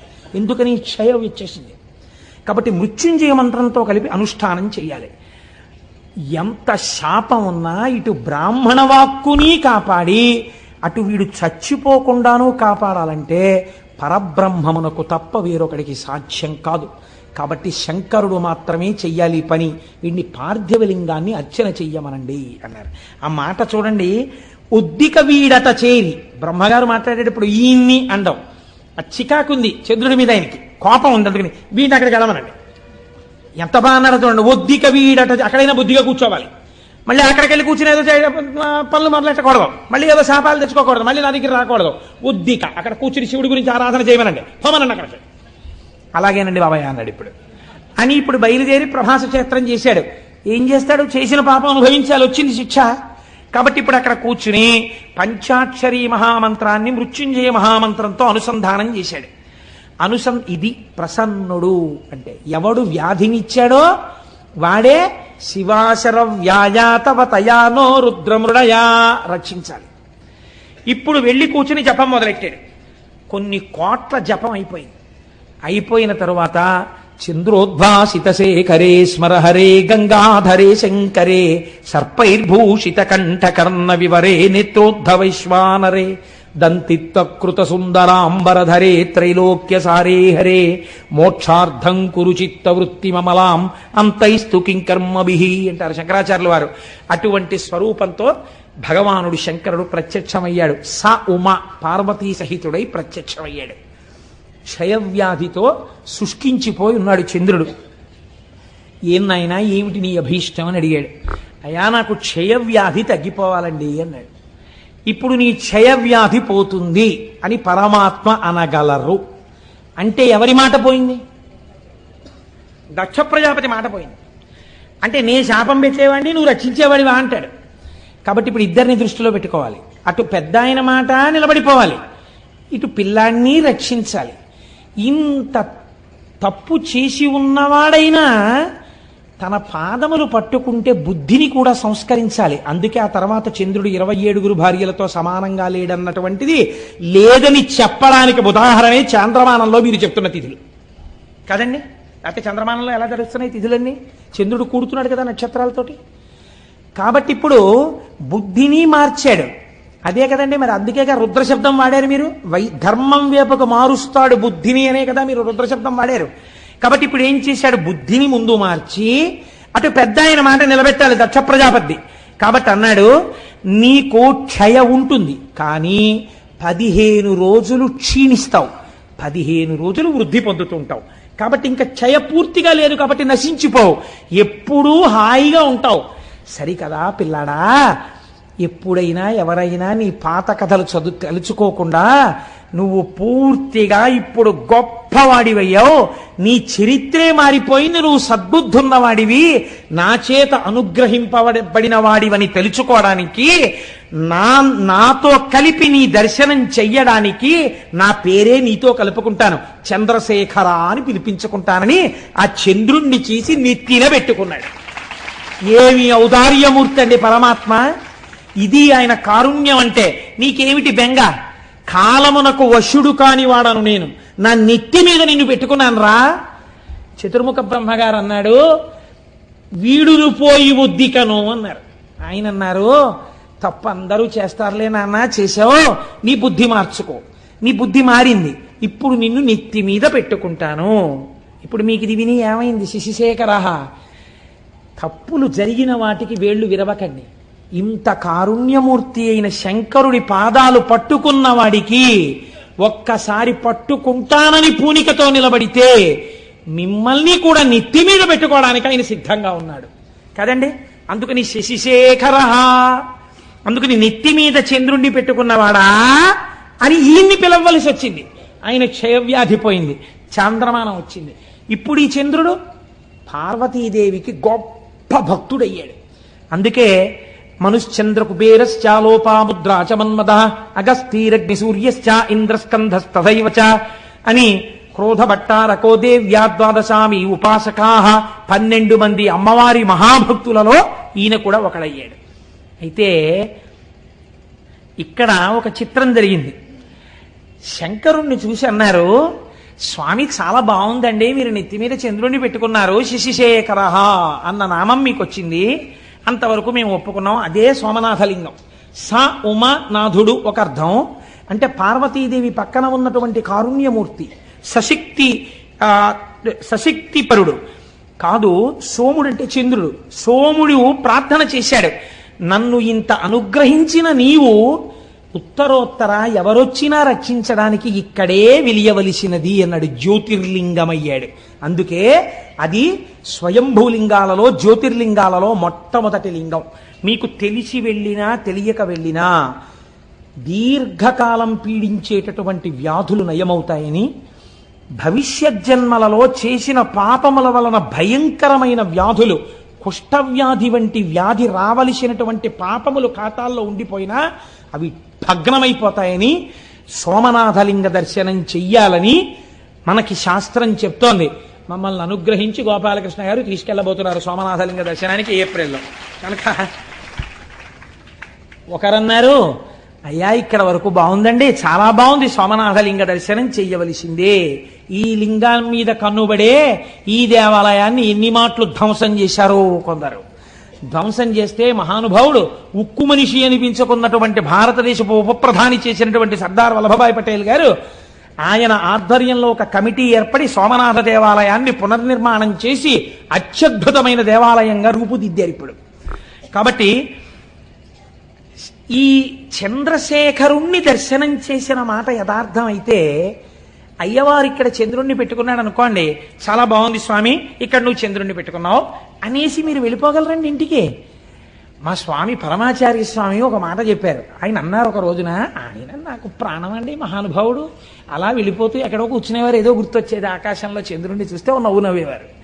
నవ్వు నవ్వి ఆయన అన్నారు, మౌళౌ గంగా శశాంకౌ కరచరణతలే శీతలాంగా భుజాంగా వామే భాగే దయార్ద్రా హిమగిరి దుహిత చందనం సర్వగాత్రే యుద్ధం శీతం ప్రభూతం కనక సభానాథ సోఢుం క్వశక్తి చిత్తే నిర్వేదతస్తే యది భవతి నతే నిత్యవాసో మదీయే అన్నారు.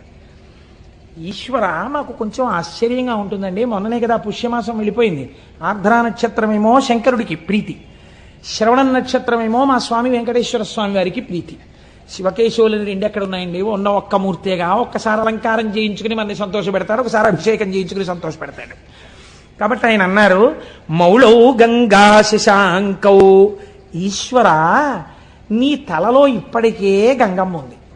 ఆ గంగమ్మ ఉత్తినే కూర్చుంటుందా? ఎప్పుడు కదులుతుంది, ప్రవహిస్తుంది. నీరు అలా స్టాగ్నెట్ అయి ఉండిపోతే కుడుకంపు వస్తుందండి. అందుకని తిరుగుతూ ఉంటుంది ఆ జటాజూటంలో. అలా తిరుగుతుండడంలో ఏమవుతుంది, కిందకి ఇలా కారిపోతుంటుంది. ఆ నీళ్లతో నీ ఒళ్ళే ఏమవుతుంది, ఎప్పుడూ తడిసిపోతుంది. ఎప్పుడు శంకరుడి దగ్గరికి వెళ్ళి ఇలా ముట్టుకుందామన్నా పార్వతీదేవి చల్లగా తడిసిపోయి ఉంటాడు. అబ్బా తుడుచుకోండి అంటుంది, మళ్ళీ తుడుచుకుంటాడు, మళ్ళీ తడిసిపోతుంటాడు. కాబట్టి ఈశ్వర ఇప్పటికే గంగ ఉంది, అది చల్లగా ఉంటాయి నీళ్లు. చాలదన్నట్టు ఇప్పుడు ఏం చేసావు, చంద్రుడిని తెచ్చి నెత్తి మీద పెట్టుకున్నావు. కాబట్టి ఇప్పుడు నీ తలకాయ ఎంత చల్లగా ఉండాలి. ఎప్పుడు పెట్టుకున్నావో ఆ సోముణ్ణి, తలకాయ ఎంత చల్లతనంతో దిమ్మెక్కిపోయి ఉండాలి. నిజానికి ఎంత చల్లతనమో, ఎంత చల్లగా ఉందో, తల నిమ్మెక్కిపోయింది అంటుంటాం మనం. వానలో బాగా తడిసిపోయి ఇంటికి వచ్చారనుకోండి భర్త, భార్య గబగబా ఏం చేస్తుందంటే, ఇప్పుడు లేవనుకోండి కుంపట్లో బొగ్గులేసి గబగబా విసిరి ఒక్కసారి రండి మీకు పరిచయం పట్టేస్తుంది, కాస్త సాంబ్రాణి వేస్తానని చక్కగా ఆయన నిప్పుల్లోకి పడకుండా ఇలా కొంచెం తల వంచుతుంటే, ఏదో పెద్ద బడాయికి పోయి ఇలా ఏదో తెలియక వంచేసినట్టు తల వంచి ఆవిడ పట్టుకుంటే ఇలా సాంబ్రాణి వేస్తుంటే ఆయనకు అదో సంతోషం. ఇంత వానలో తడిచిన శ్రమ పోయేది ఆయనకి. కాబట్టి అలా తండ్రి నీకు జటాజూటమంతా గంగతో తడిసిపోయింది, చాలదా చంద్రబింబాన్ని పెట్టుకున్నావు, తల నిమ్మెక్కిపోయిందనాలి నువ్వు పార్వతీదేవి దగ్గరికి వెళ్ళి. పోనీ ఆవిడితో ఈ మాట చెప్దామంటే ఇవి చాలవన్నట్టు ఇంకోటి తగిలాయి. పోనీ తలొక్కటేనండి నిమ్ముకుపోయినట్టుంటుందంటే శీతలాంగా భుజాంగా, పాములు ఒంటికి కుండలీకృత కుండలేశ్వర కుండలం వృషవాహనం నరదాది మునీశ్వర స్తుత వైభవం భువనేశ్వరం. ఆయనకి చెవులకి పాములే, కంఠంలో పామే, భుజాలకి పాములే, పాదానికి వాసుకి చుట్టుకుని ఉంటాడు. వాసుకి ఇద్దరికి ఆభరణం ఉంటుంది, నారాయణుడికి ఇటు శివుడికి వాసుకి చుట్టుకుని ఉంటాడు. వాళ్ళు చుట్టుకుంటే మీకేమిటండి బెంగ అంటారేమో. పాము అడుగు భాగం చాలా చల్లగా ఉంటుంది. ఇంత చల్లగా ఉన్న పాములు ఒళ్ళంతా చుట్టుకున్నాయి. పైన అంటుంటాలి, ఒళ్ళంతా పాములు. సాధారణంగా పైన చలేస్తే తడిసిపోతే ఏదో ఒళ్ళంతా ఇలా దగ్గర పెట్టుకుని అంటారు. ఇవి చలి, ఒళ్ళంతా ఇవే. వీటిని ఏమైనా అన్నా అంటే ఇంకా ఇంకా పాకుతాయి, ఇంకా చలి. ఒళ్ళంతా చల్లగా ఉంటుంది. పోన్లేవయ్యా, ఎవడైనా ఏం చేస్తాడు ఇంత చల్లగా ఉంటే? మరోలా అనుకోకండి, మర్యాదకి చెప్తున్నాను. ఉత్తర క్షణంలో ఉష్ణాన్ని పొందాలంటే వెళ్ళి భార్యను ఆలింగనం చేసుకోవాలి, కాస్త వెచ్చటి సుఖాన్ని పొందాననుకోవాలి. పోనీ అలా వెళ్ళి నువ్వు మీ ఆవిడ్ని కౌగిలించుకున్నావు అనుకో, ఆవిడిటువంటిది. వామే భాగే దయార్ద్రా హిమగిరి దుహిత. ఆవిడ హిమవంతుడి కూతురు. పైగా ఆవిడెప్పుడు ఎలా ఉంటుంది? దయార్ద్ర, దయతో తడిసిపోయి బిడ్డల్ని ఎలా రక్షిద్దాం బిడ్డల్ని ఎలా రక్షిద్దాం అని పరమ దయతో తడిసిపోయి ఆవిడ ఉంటుంది. పైగా హిమవంతుడు కూతురు కాబట్టి చల్లని తల్లి. అమ్మలగన్నయమ్మ ముగురమ్మల మూలపుటమ్మ, చాలా పెద్ద అమ్మ, చల్లని అమ్మ. చల్లని తల్లి అండి అంటాం కదా, మరి చల్లని తల్లి. దృశాద్రాఘీయస్యాదర దళిత నీలోత్పల రుచాదవీయం సందీనం స్నపయ కృపయా మమ పిశివే అంటారు శంకరాచార్యుల వారు. అలా అపారమైన దయ కళ్ళల్లోంచి కురిపించేస్తుంటుంది. ఒళ్ళేమో హిమవంతుడి కూతురు కాబట్టి తండ్రి గారి పోలికలు వచ్చాయి పిల్లకి. పిల్ల చల్లగా ఉంటుంది ఎప్పుడు. వెళ్ళి కొంచెం వెచ్చగా ఉంటుందేమో అని కౌగిలించుకొని ఎడం పక్కన ఎట్టుకుంటే ఇంకొంచెం చలొచ్చింది. పోన్లేవయ్యా, కుడివైపు ఏమైనా కొంచెం తగ్గుతుందేమో అనుకుంటే భక్తులందరూ వచ్చి చందనం సర్వగాత్రే, కాస్త చలిమంటేసిన వాడు ధూపం వేసిన వాడు తక్కువ, స్వామికి చందనం రాయాలండి బొట్టెట్టాలండి అని చందనం రాశారు. అబ్బా ఎంత చలయ్యా స్వామి నీకు, ఎంత ఉనికిపోవాలి నువ్వు, గడగడగడగడగడగడ. పోనీ ఇక్కడతో ఊరుకున్నావా? ఇద్దం శీతం ప్రభూతం కనక సభానాథ సోఢుంక శక్తి. అందరూ పుష్యమాసంలో హేమంత ఋతువులో బయటికి రావడానికి కూడా ఇష్టపడక చలేసేస్తోందని దుప్పట్లు కప్పుకుని ముసుగెట్టుకు పడుకుంటే నీ నెత్తి మీద ధారాపాత్ర పెట్టి చాలదన్నట్టు సన్నటి ధార ఇలా ఉనికిపోతూ, పోని చక్కగా ఏదో మా స్వామి శ్రీమన్నారాయణుడిలా చక్కగా నీకేమైనా సుప్రభాతం చెప్పి చామంతి పూల దండలేసి నీకు చక్క ధూపం వేసి పొద్దున్నే బాలభోగం అని ఏమైనా వేడిగా కట్టు పొంగల్ చక్ర పొంగల్ తీసుకొచ్చి పెడతారా? నీకు అభిషేకాలు మొదలెడతారు పొద్దున్నే. పాపం నీకు పూజ ఎప్పుడు, నీకు అలంకారం ఇప్పుడు 11 అయ్యాక. తెల్లారకట వీళ్ళందరికీ మాత్రం స్వెట్టర్లు వేసుకుంటారు, మంకీ క్యాప్లు పెట్టుకుంటారు, గుళ్ళోకి వస్తారు. వీళ్ళు మాత్రం తలకో చెంబు నీళ్లు పట్టుకొచ్చి నీ మీద పోసేస్తుంటారు. అయ్యయ్యో ఈశ్వరా, ఎంత చలయ్యా నీకు పరమాత్మ. సోఢుంక శక్తి, ఇంత చల్లగా ఉందే నీ పరిస్థితి, ఎలా తట్టుకుంటున్నావయ్యా వణకకుండా అని వెంటనే అన్నారు. నాకు అర్థమైంది ఎందుకు నీకు శక్తి వచ్చిందో తెలుసా? చిత్తే నిర్వేదతస్తే యది భవతి నతే నిత్యవాసో మదీయే. ఎప్పుడు ఆశలతో కోరికలతో ఏడుస్తూ దుఃఖంతో అటు పరిగెడుతూ ఇటు పరిగెడుతూ వేడెక్కిపోయిన నా హృదయంలో కూర్చుని కూర్చుని ఈ వేడి తగిలి ఇంత చల్లతనానికి సరిపోలేదు, అందుకే ఇంత చల్లవన్నీ పెట్టుకున్నావు అన్నారు. ఎంతటి కారుణ్యమూర్తివయ్యా శశిశేఖర. చంద్రశేఖరుడిగా కూడా ఇక్కడ కూర్చోవడం వల్ల ఇంత చల్లతనం నీకు సరిపోలా, వేడెక్కిపోయావు మా చిత్తముల యందుండేటటువంటి సెగకి. కాబట్టి మేము ఇటువంటి వాళ్ళం తండ్రి, మా మనస్సులు ఎలా చల్లబడతాయి? నువ్వు ఒక్కసారి కారుణ్యంతో ఇలా చూడు, శశిశేఖర అని చెప్పుకున్నాం కదా, మా మనస్సులు చల్లబడేటట్టుగా మమ్మల్ని అనుగ్రహించు అని అద్భుతమైనటువంటి శ్లోకాన్ని శశిశేఖర శబ్దానికి అనుసంధానం చేస్తారు. సరే, ఇవాళ ఇక్కడ వరకు చెప్పాను. దీని తర్వాత ప్రస్తావన చేస్తే కష్టం కనుక 8:30 అయింది కనుక రేపటి రోజున రేపు ఒక పరమాద్భుతమైన, ఎలాగో మొదలు పెట్టేశాను కాబట్టి ఓ పని చేస్తాను, ఇంకిక్కడి నుంచి వరుసగా మీకు 12 జ్యోతిర్లింగ దర్శనం, రేపటి నుంచి వరుసగా జ్యోతిర్లింగాలు పెడతాను. కనుక రేపు శ్రీశైల మల్లికార్జునుడు మన రాష్ట్రం.